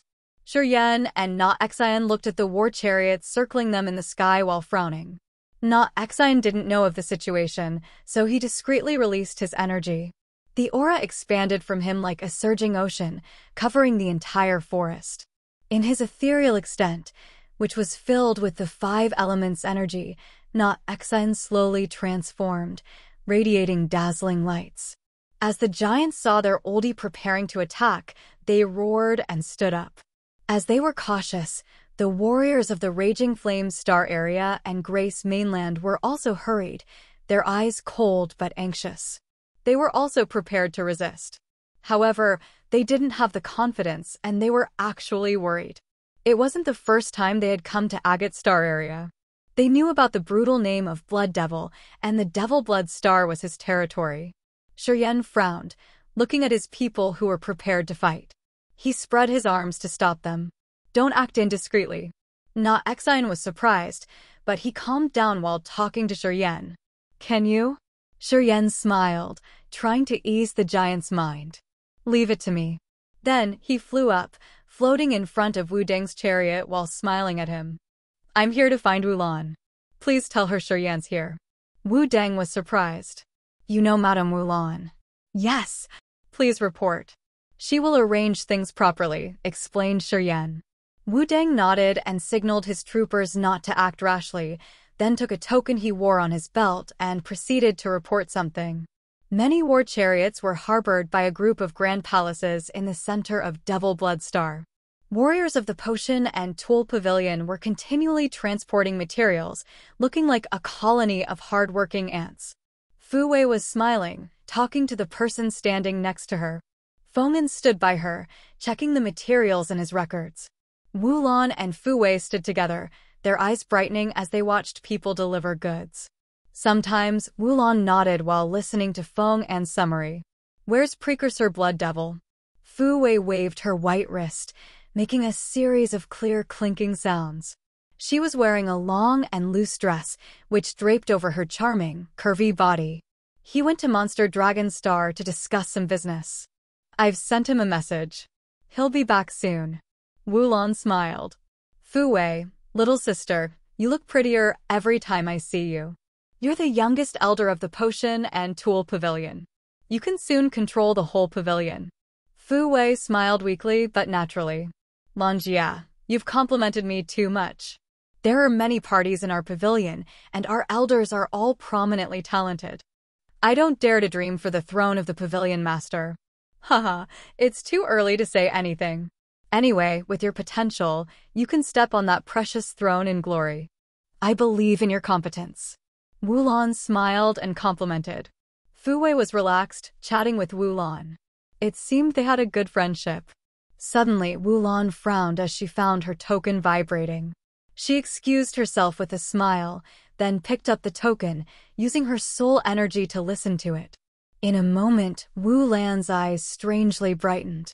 She became so happy that she even hissed. That kid escaped alive. He made it. It's so good. Wulan was so joyful. Fu Wei and people of the Potion and Tool Pavilion were bewildered, as they didn't know why she was so happy she couldn't help it. They all knew Wulan was the majordomo of the Devil Blood Star. She helped Blood Devil with mundane junks and chores, and Blood Devil appreciated her a lot. Wulan wasn't a fighter class expert.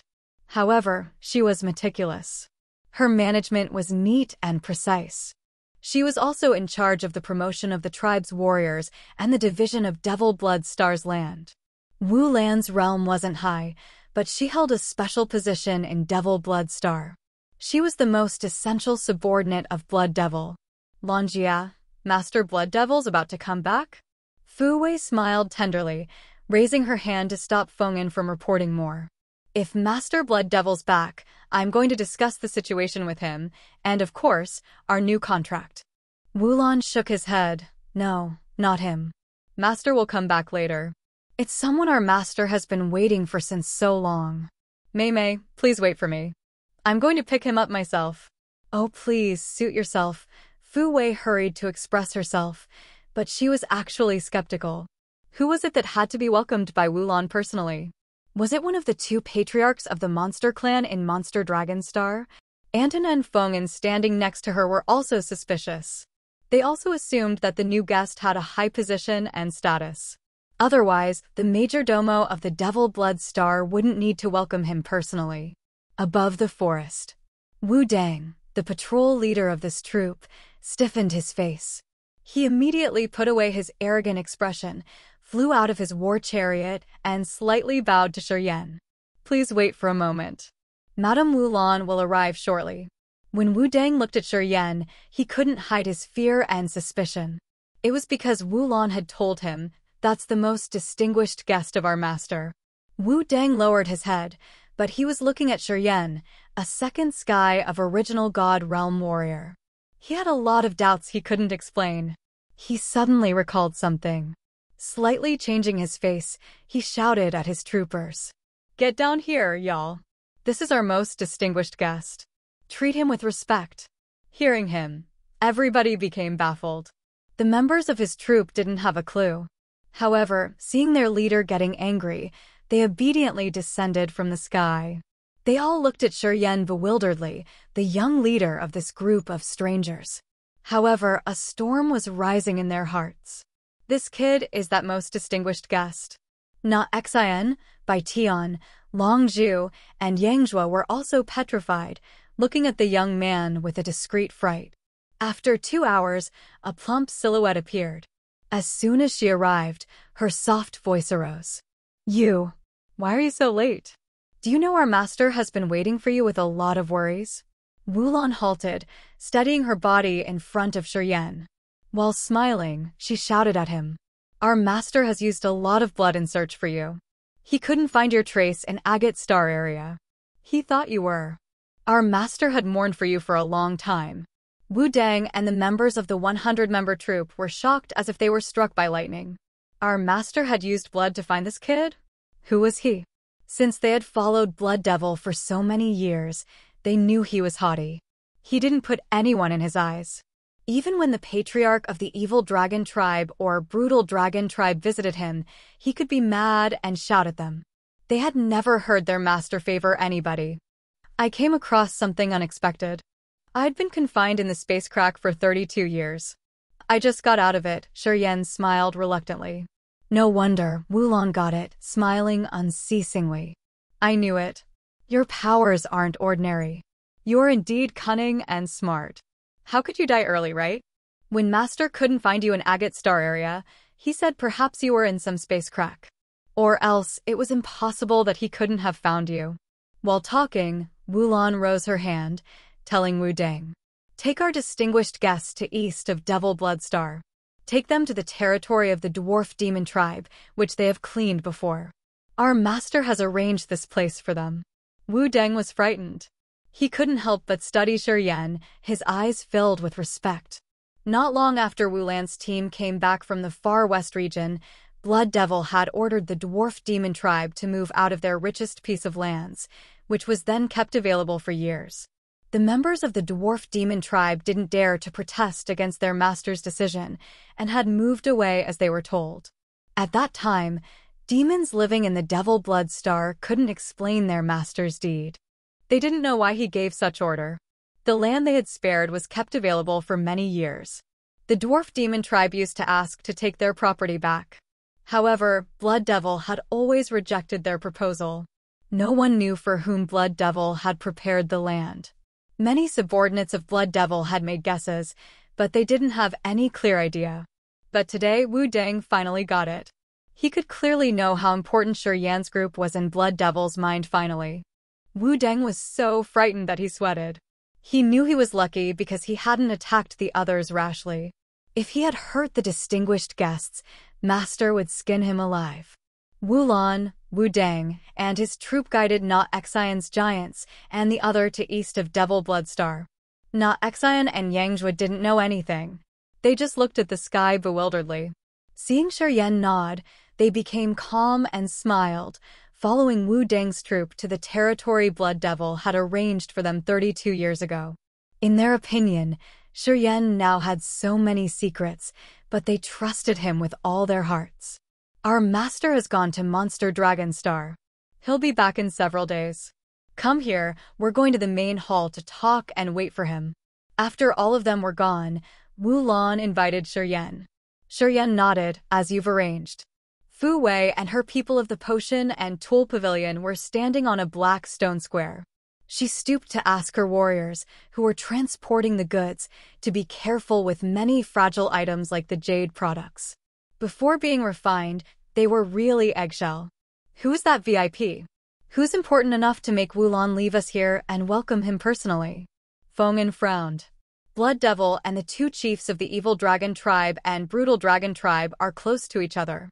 He's in the Monster Dragon Star now, so it's not one of the chiefs. Except for them, I can't really think we could have such high and noble status. Anton also shook her head, I don't know either. Recently, Blood Devil has caused big commotions. I don't know what he thought when he sent a fleet marching to the far west region. I heard they killed so many people. Feng'an frowned. Logically, it's impossible that he would lay his eyes on a small area like that far west region. I don't know why he was enraged all of a sudden like that. This man doesn't reason. We can't understand him. I'm curious whom Wulan's going to receive. Anton furrowed her brows. We will know shortly. Fu Wei's face was natural. She looked calm as if nothing could distract her. However, seeing Wulon and Shiryen walking together, Fu Wei, who was always placid, had her soft body shiver. Her green eyes showed that she was disbelieving. Evidently, she was frightened.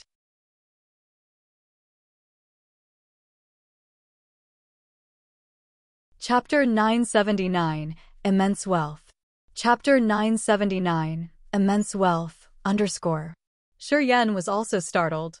He looked at Fu Wei and the people of Potion and Tool Pavilion, beaming a smile. Oh, we meet again. Fu Wei, Feng'an, and the others exchanged looks. They were all bewildered. They had never thought that Wulan's distinguished guest was Shiryen. This surprised them very much. They didn't know why Shiryen had only second sky of original God realm but was able to make Wulon leave them to welcome him. On the way to the star, Fu Wei's team had kept an eye on Shiryen. They had even used Potion and Tool Pavilion's huge records of hotshots of different clans to search for Shiryen. They received nothing. Fu Wei reacted and smiled. I didn't know that you were Wu Lan's distinguished guest. No wonder you aren't interested in joining our Potion and Tool Pavilion. Oh! Wu Lan looked at them curiously. You guys know each other. Yeah, I came to Devil Blood Star with them. They let me take a ride on the battleship. Shiryen explained, looking at the colorful cultivating materials that were transported to the grand palaces. He had an idea and he asked the other, your Potion and Tool Pavilion also buys materials, I suppose. Of course, Fomin laughed. Little brother, don't you know that our Potion and Tool Pavilion is the biggest trader of Agate Star area? We do sell and buy many things. Fu Wei Mei has a good relationship with us. We have bought many good and rare materials, battleships, and war chariots from them. We've done business with them for years. Wu Lan spoke to Shiryen, her face serious. Do you have something you want to sell? Yeah, I do. I also want to trade for cultivating materials for my friends. Shiryen pondered for a while. His mind flickered, calling a blue ice jar from his fantasy sky ring. The blue container emerged. Magical energy slowly fluctuated from it. Shiryen extended his hand, touching the void. The blue ice jar flew towards Fu Wei. Shiryen had harvested 23,000-fold lotuses and stored them in blue ice jars. Giant Na Xian kept 10 flowers. Shiryen had 13 flowers. Each 1,000-fold lotus had many layers like an extended sea of consciousness. It had marvelous soul energy fluctuating unceasingly. Fu Wei's jade-like, slender hand caught the blue ice jar. Her smile froze on her face. She screamed in surprise. 1,000-fold lotus. 3 flowers. Anton and Feng An's eyes brightened. They couldn't help but look at Shiryen, their faces stern. The 1,000-fold lotus was incredibly precious. It had marvelous effects on the soul. Even incipient God Realm warriors could use the 1,000-fold lotus to increase their soul energy. Each flower was priceless. This kind of flower was famous in the entire Agate Star area. Fu Wei's team came from Potion and Tool Pavilion. They all had knowledge of precious and rare materials. Thus, they all knew the values of the 1,000-fold lotus. All were shocked at this moment. Wu Lan was bewildered. She pulled herself together, looking at Shiryen deep in his eyes. You have 1,000-fold lotuses? Shiryen smiled and nodded. Wu Lan took a deep breath, talking all of a sudden. Don't sell them. We can keep them. If you need divine crystals, we can give them to you. Don't. Fu Wei intervened. She said with a smiling face, we can offer you a high price. 5 million top-quality divine crystals for each. What do you think? Wu Lan waved her hand, smiling like a flower. We can't buy 1,000-fold lotus that easily. 5 million isn't a small number. But it's not enough to buy these flowers. She chuckled, speaking to Shiryen. The 1,000-fold lotus is a great tonic to the soul. After refining, it can strengthen the sea of consciousness and increase soul energy. It's easy to sell, but it's tough to buy. Don't be impulsive. I'm grateful that you guys have accepted us living in Devil Blood Star. However, I don't want to bother you with everything. I can't use your divine crystals for free. Shiryen contemplated, and then shook his head. We can't take advantage of you guys like that. Wu Lan was astonished. But then, she smiled at him. Okay, so here it is. I represent Devil Blood Star who will buy your 1,000-fold lotuses. I will pay 8 million divine crystals for each. You can use the divine crystals to buy materials you need from Potion and Tool Pavilion. What do you think? Shiryen's eyes brightened. He didn't hesitate and nodded directly. Okay.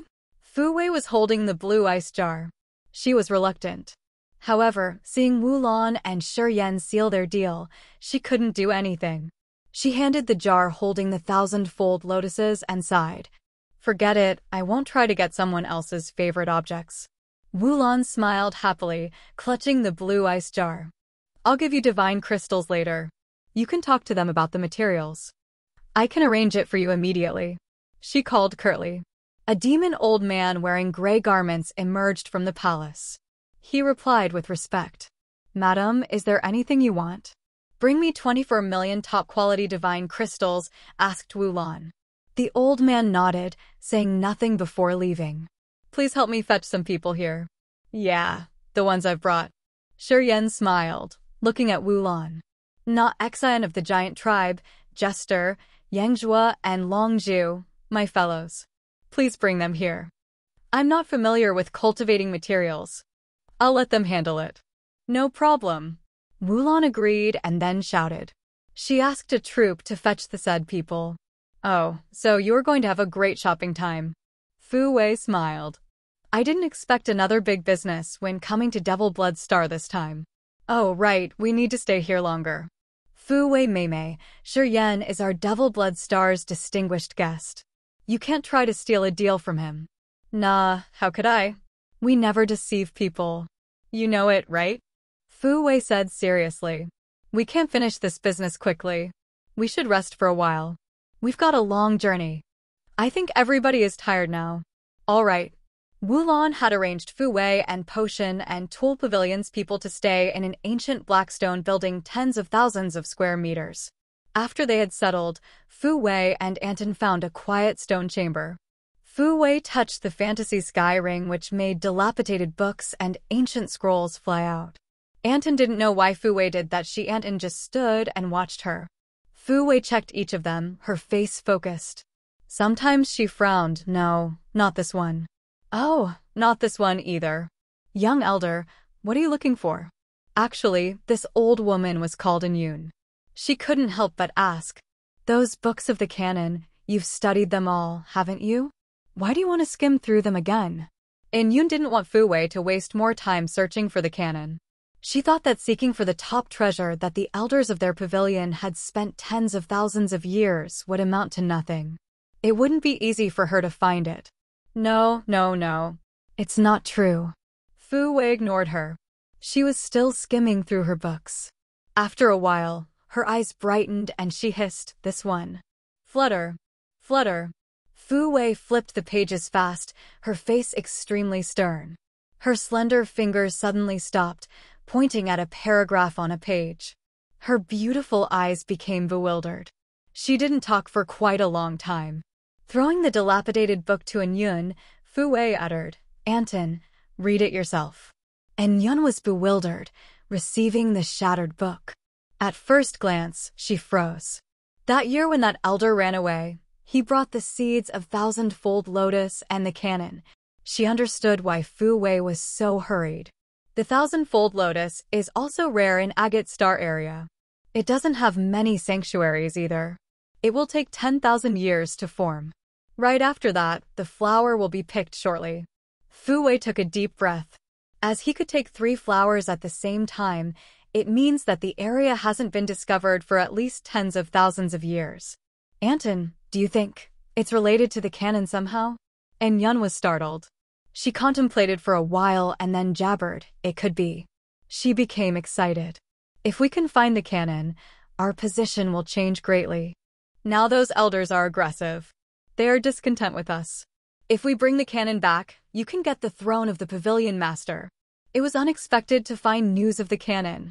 This trip to Devil Blood Star was a wise decision, indeed. Fu Wei's heart was shivering.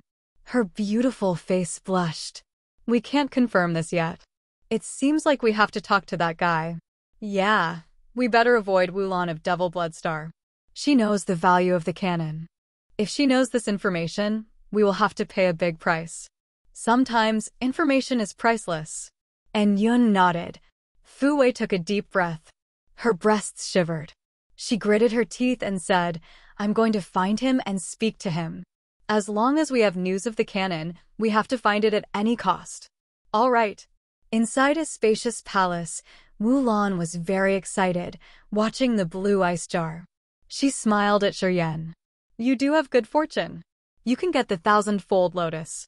Maybe you don't know the value of the thousand-fold Lotus, but it's something that even incipient God Realm warriors drool for. Yeah, if Master knows I got 3 flowers, he will be thrilled. Shi sat on a soft couch, drinking red wine. He said deliberately, I still have some.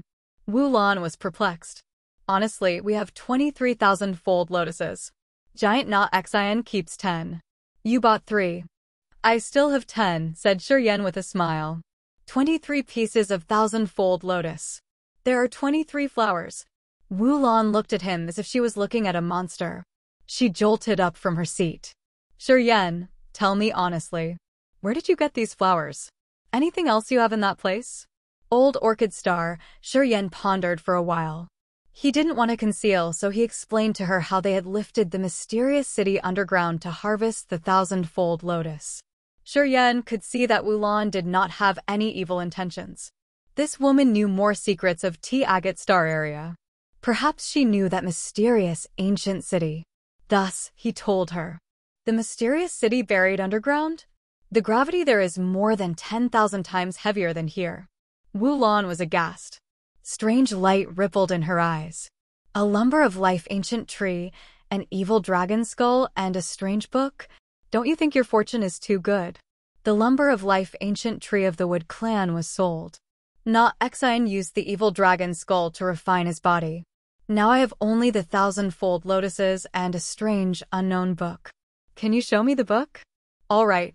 Shiryen touched his fantasy sky ring. He took out the yellowed book and threw it at Wulan. Here, this book.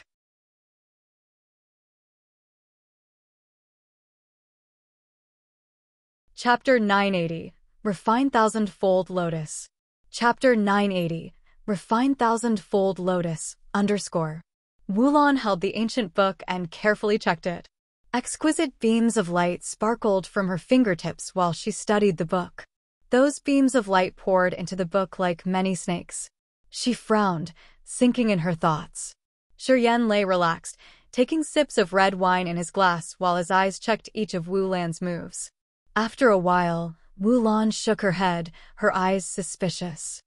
I've never seen this language before. The material of this book is also unique. Although I poured energy into it, I can't grasp the meaning of its writings. I can't decode its mysteries. Wulan returned the ancient book to Shiryen. Forget it, I know this book is strange. Yeah, I will study it later. Shiryen didn't bother with it. He put the ancient book into his fantasy sky ring and then continued drinking. Shortly after, the old man Wulan had sent away to bring divine crystals reverently and respectfully came back with a glistening green ring. This ring had some delicate yet inexplicable carvings and beams of space energy. Madam, here are 24 million top-quality divine crystals as you asked.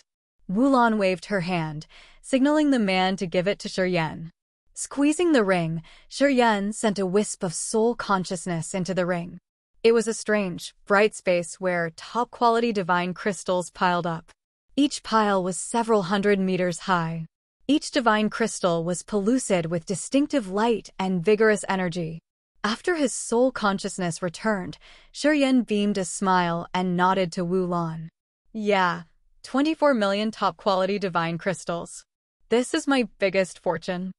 I didn't expect that the 3 flowers could earn me this much. You don't know how precious original incipient-grade materials are. Wulan burst out laughing. Honestly, the price of thousand-fold lotus could reach at least 10 million divine crystals in the auction house. I bought it for 8 million only. I'm taking advantage of you already. Shiryen smiled, not bothering with that. We can't calculate too much in business. Otherwise, we would earn 1 but lose 10. Moreover, it's your grace that allows us to stay in Devil Blood Star. You should have some benefits. It's natural. Wulan was content with his manners. She smiled at him. I've done things to seek profits for my master.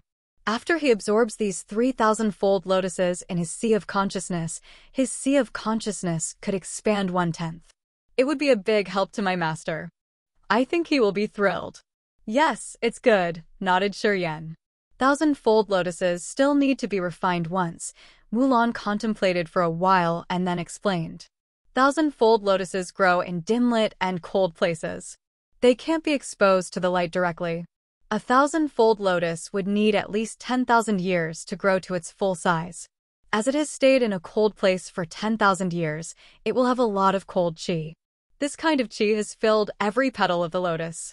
We can't take it into the sea of consciousness. Thus, before we use the flower, we must clean that cold chi. Of course, If the user's power Upanishad is the cold power, it'll be much better, and the cold chi won't harm anything. Pausing for a while, Wulon continued, I've observed your powers Upanishad.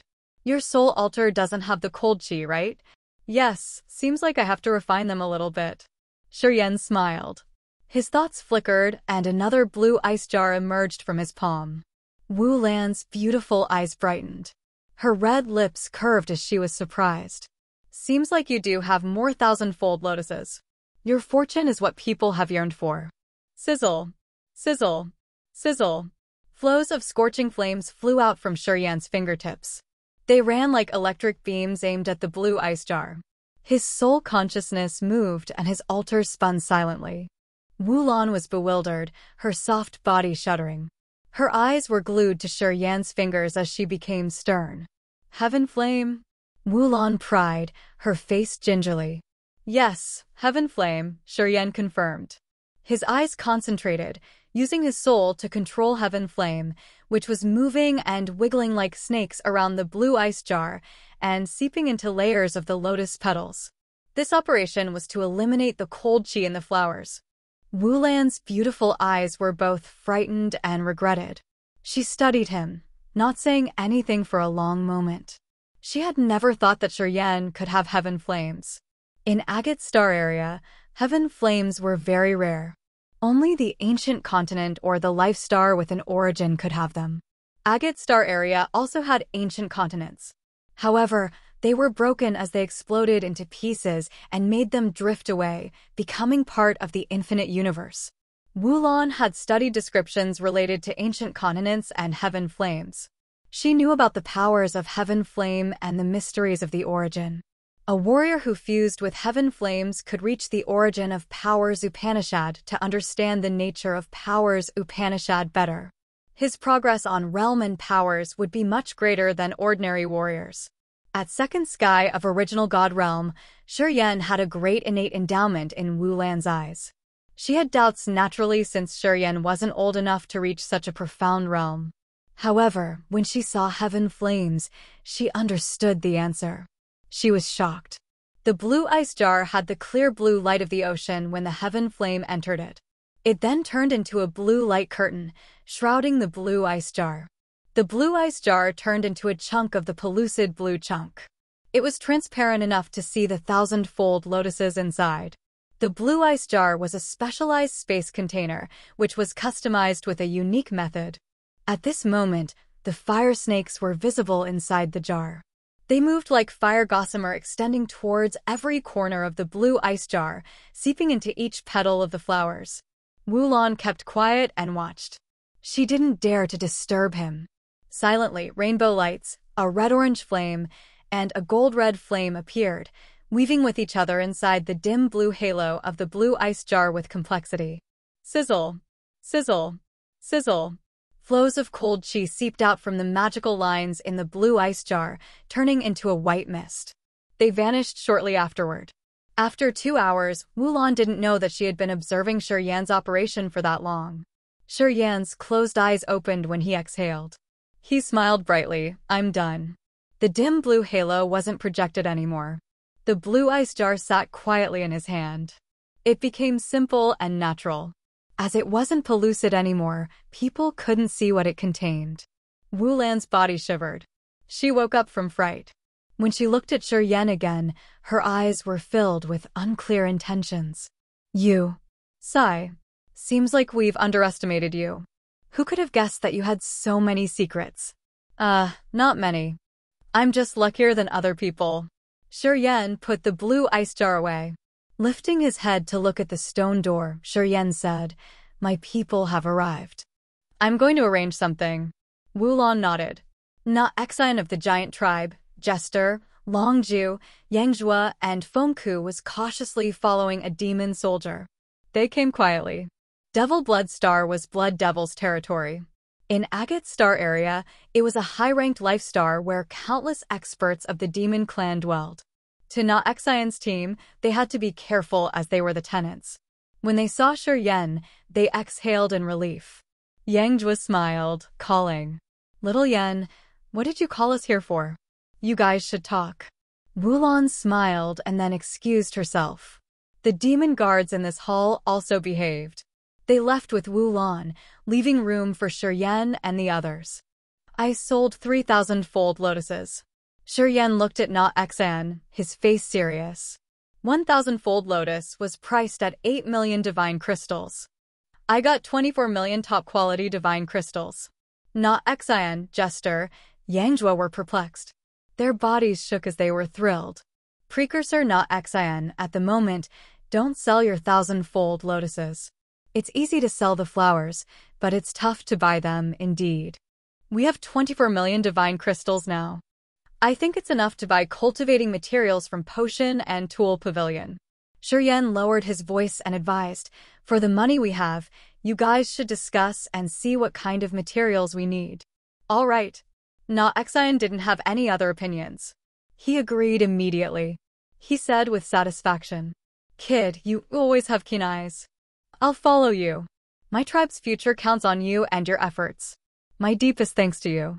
He didn't wait for Shiyan to answer. Na Xan bowed to him in the most respectful etiquette of the giants. His gratitude was visible on his face. Shiyan was shocked. He waved his hand continually as he felt shy. Then, he asked Na Xan, Jester, Longju, Fengku, and Yangjua to list up the materials they needed so they could place the order with Fu Wei of Potion and Tool Pavilion. 2 hours later, Na Xan's group had a list of different kinds of materials including pellets to refine the body, strange bone materials, divine-grade secret treasures that could reflect the soul and communicate with the soul altar, different kinds of armor, a fantasy sky ring, herbs that could stimulate energy, and even specialized and customized battleships. After the 5 of them came up with this list, they couldn't hold their happy smiles anymore. They had never thought that they could be able to buy so many kinds of precious materials like this one day. Source of power Upanishad inheritance. We need it. Yangjua and Longju said, the source of power Upanishad inheritance has descriptions of power Upanishads that could guide the warriors on their cultivating path. It's a big help to the warriors to determine which power is most suitable for them. Yangjua and Longju came from Grace Mainland. They understood well the importance of the source of power Upanishad inheritance. For instance, the juniors like Yang Meng and Li Feng hadn't found a suitable power for them to cultivate. Without a power Upanishad, they wouldn't be able to create a soul altar to reach the true God realm. Raging Flame Star Area and Agate Star Area had the source of power Upanishad inheritance. At the same time, there was a classification based on the number of powers Upanishad, level of the power, beginner, medium, or advance.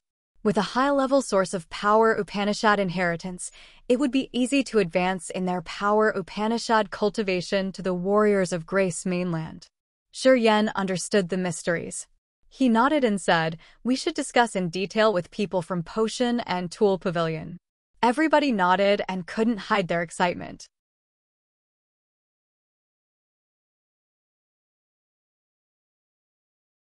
Chapter 981. You like him?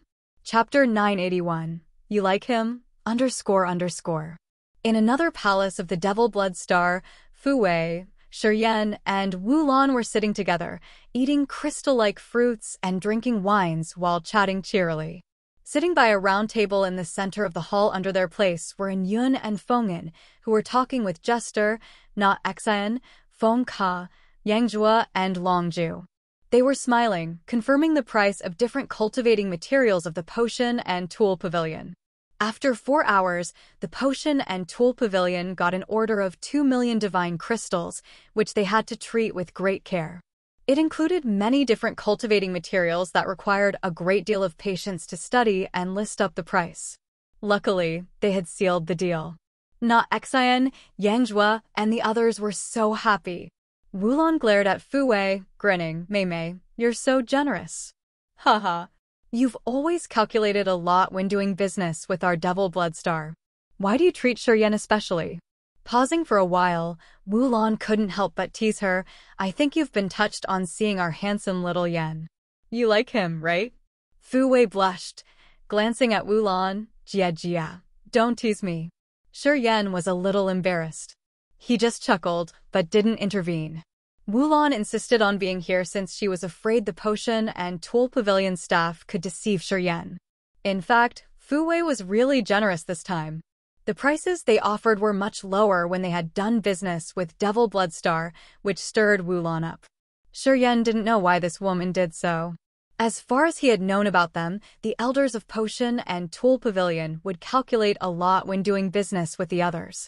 When they confirmed the price, they wouldn't let the other bargain. However, Fu Wei gave way from time to time. Moreover, she had initially offered the best price to them. Many expensive materials had been sold with significant discount and promotion. Listening to her quotation, Wulan gawked, her face disbelieving. Being the majordomo of the Devil Bloodstar, she was in charge of doing business with the Potion and Tool Pavilion. Although they had been working together for years, she hadn't got any advantage from Fu Wei. Sometimes, she had to use all of her skills to get a little discount. But dealing with Shiyan this time, Fu Wei didn't wait for him and Wulan to bargain. She had offered the materials that they needed to negotiate the price easily at once, which also frightened In Yun and Feng'an. It also seemed difficult for them to arrange it. Fu Wei tried to oppress them, asking them to make deals using the price she told them. Feng'an felt irritated, sighing all the time. However, he didn't dare to quarrel with her. Feng'an often looked at Shiyan with different eyes. He thought that Fu Wei offered them the best price because she favored Shiyan, who cultivated space power. He even believed that Fu Wei was a little insane right now, as the other had rejected them. He wouldn't join the Potion and Tool Pavilion, so why should she treat him with more benefits like that? Fu Wei had given way to this order, which caused the loss of several million divine crystals. Feng'an thought it was such a big waste. Fu Wei had never done that before.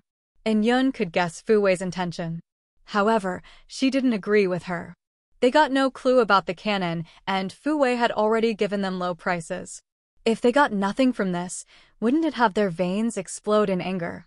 After they had closed the deal, Na Xian and Jester looked refreshed and happy as they smiled and excused themselves.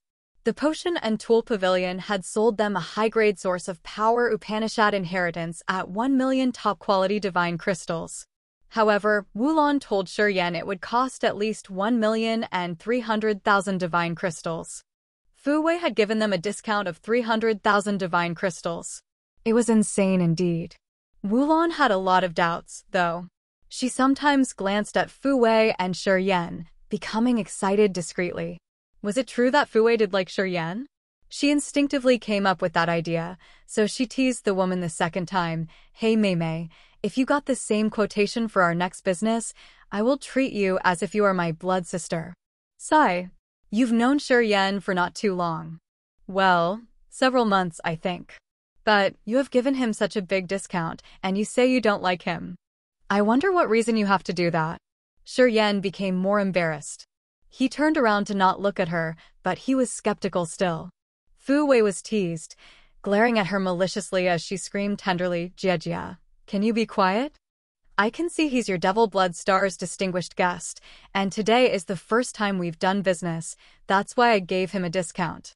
In our next deal, I will apply the same price like yours. Well, if not, should I bear the loss another time? Wulan smiled, but she didn't say anything. However, her eyes were indeed skeptical and meaningful, which indicated she had confirmed the fact that Fu Wei liked Shiyan. Fu Wei's lady heart was annoyed. She sighed reluctantly and just ignored the woman. All right, we're looking forward to seeing your delivery. Shiyan suddenly got up as he thought he would be teased continually by staying here. He wanted to leave now. Wulan also stood up. At this moment, Fu Wei leaned her softy body over. She put the glass of wine down while sighing and talking sweetly. Shiyan, can you stay for a while? I have something I want to talk to you in private. Can you spare me a moment? Wulan was baffled as she oddly looked at her. Mei Mei, do you really like him? Arg, never mind. Forget it. I won't disturb you guys anymore. I'm leaving now. Looking at Fu Wei's blushing face, which was so soft they could squeeze water out of it, Wulan knew she shouldn't push it further. As Wulan was afraid that she would enrage Fu Wei, she shut her mouth and left. Fu Wei had her face red, biting her lower lip. She was embarrassed indeed. She looked at Shi Yan and asked her staff, "You guys can go now."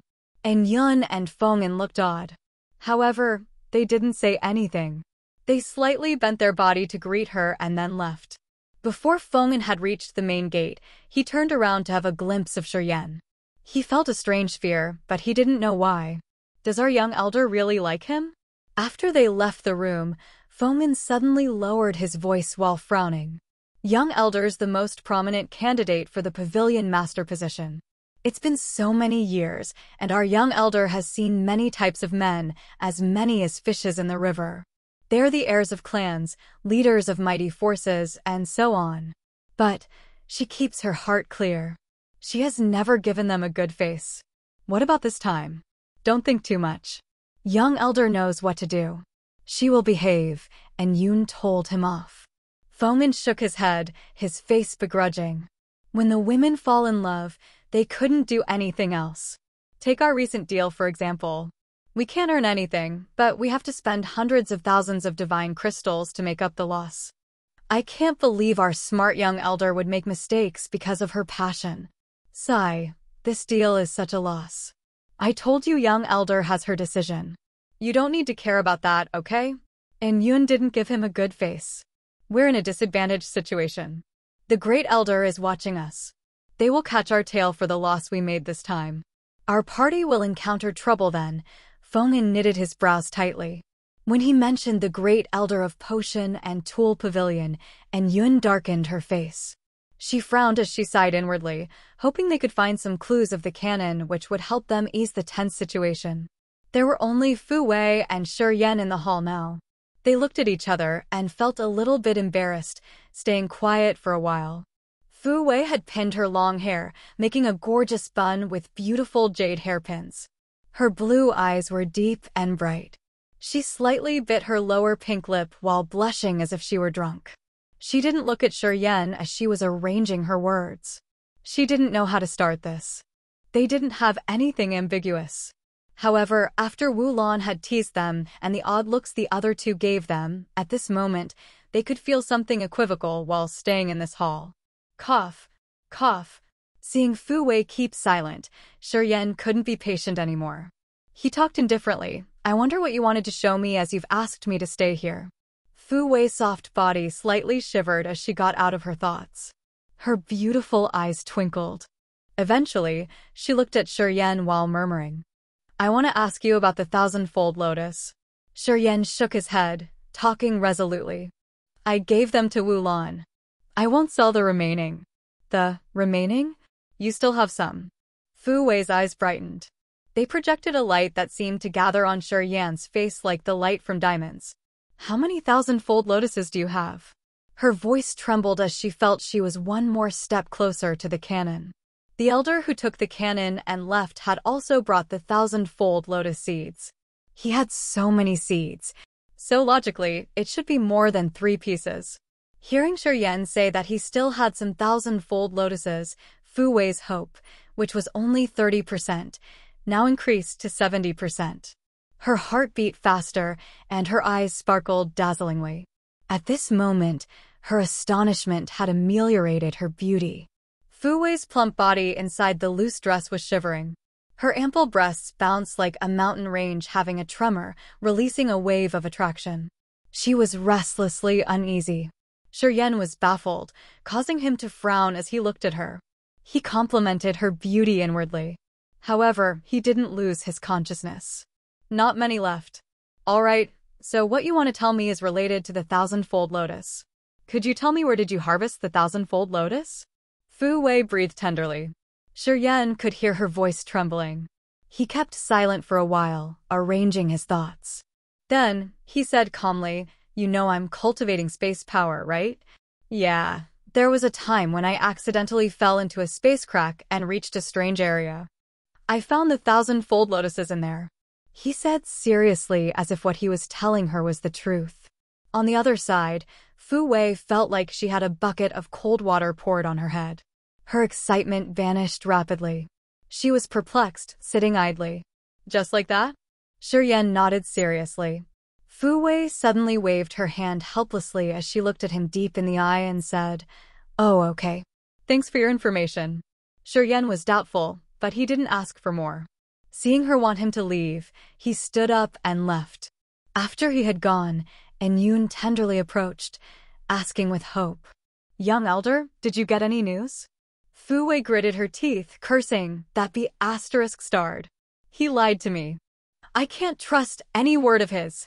En Yun was astounded. She looked at Fu Wei, who was always calm, getting angry, and felt something strange. "What did he say?" "He said he found them in a space crack." Fu Wei snorted vehemently. "The 1,000-fold lotuses can't grow in space crack. Without heaven and earth energy, it will wither and die. That be ***starred told me so seriously that if I didn't know the characteristics of the 1,000-fold lotus, he could have even fooled me." Fu Wei clenched her jaw with a lot of resentment as she recalled his serious face when he explained it to her, and hated the fact that she couldn't punch him in the face. He lied indeed. En Yun smiled bitterly. However, he slipped his tongue. "He told me he still has more 1,000-fold lotuses. In other words, the place he harvested the flower is 80% or 90% the place our elder used to live at." Fu Wei was touched, but she smiled. "Daring to fool me? I will show him how serious his headache could be when he messes with a narrow-minded woman." You're tuning into the Phoenix Knights YouTube channel. Don't forget to subscribe and join us on this journey to catch the most captivating stories.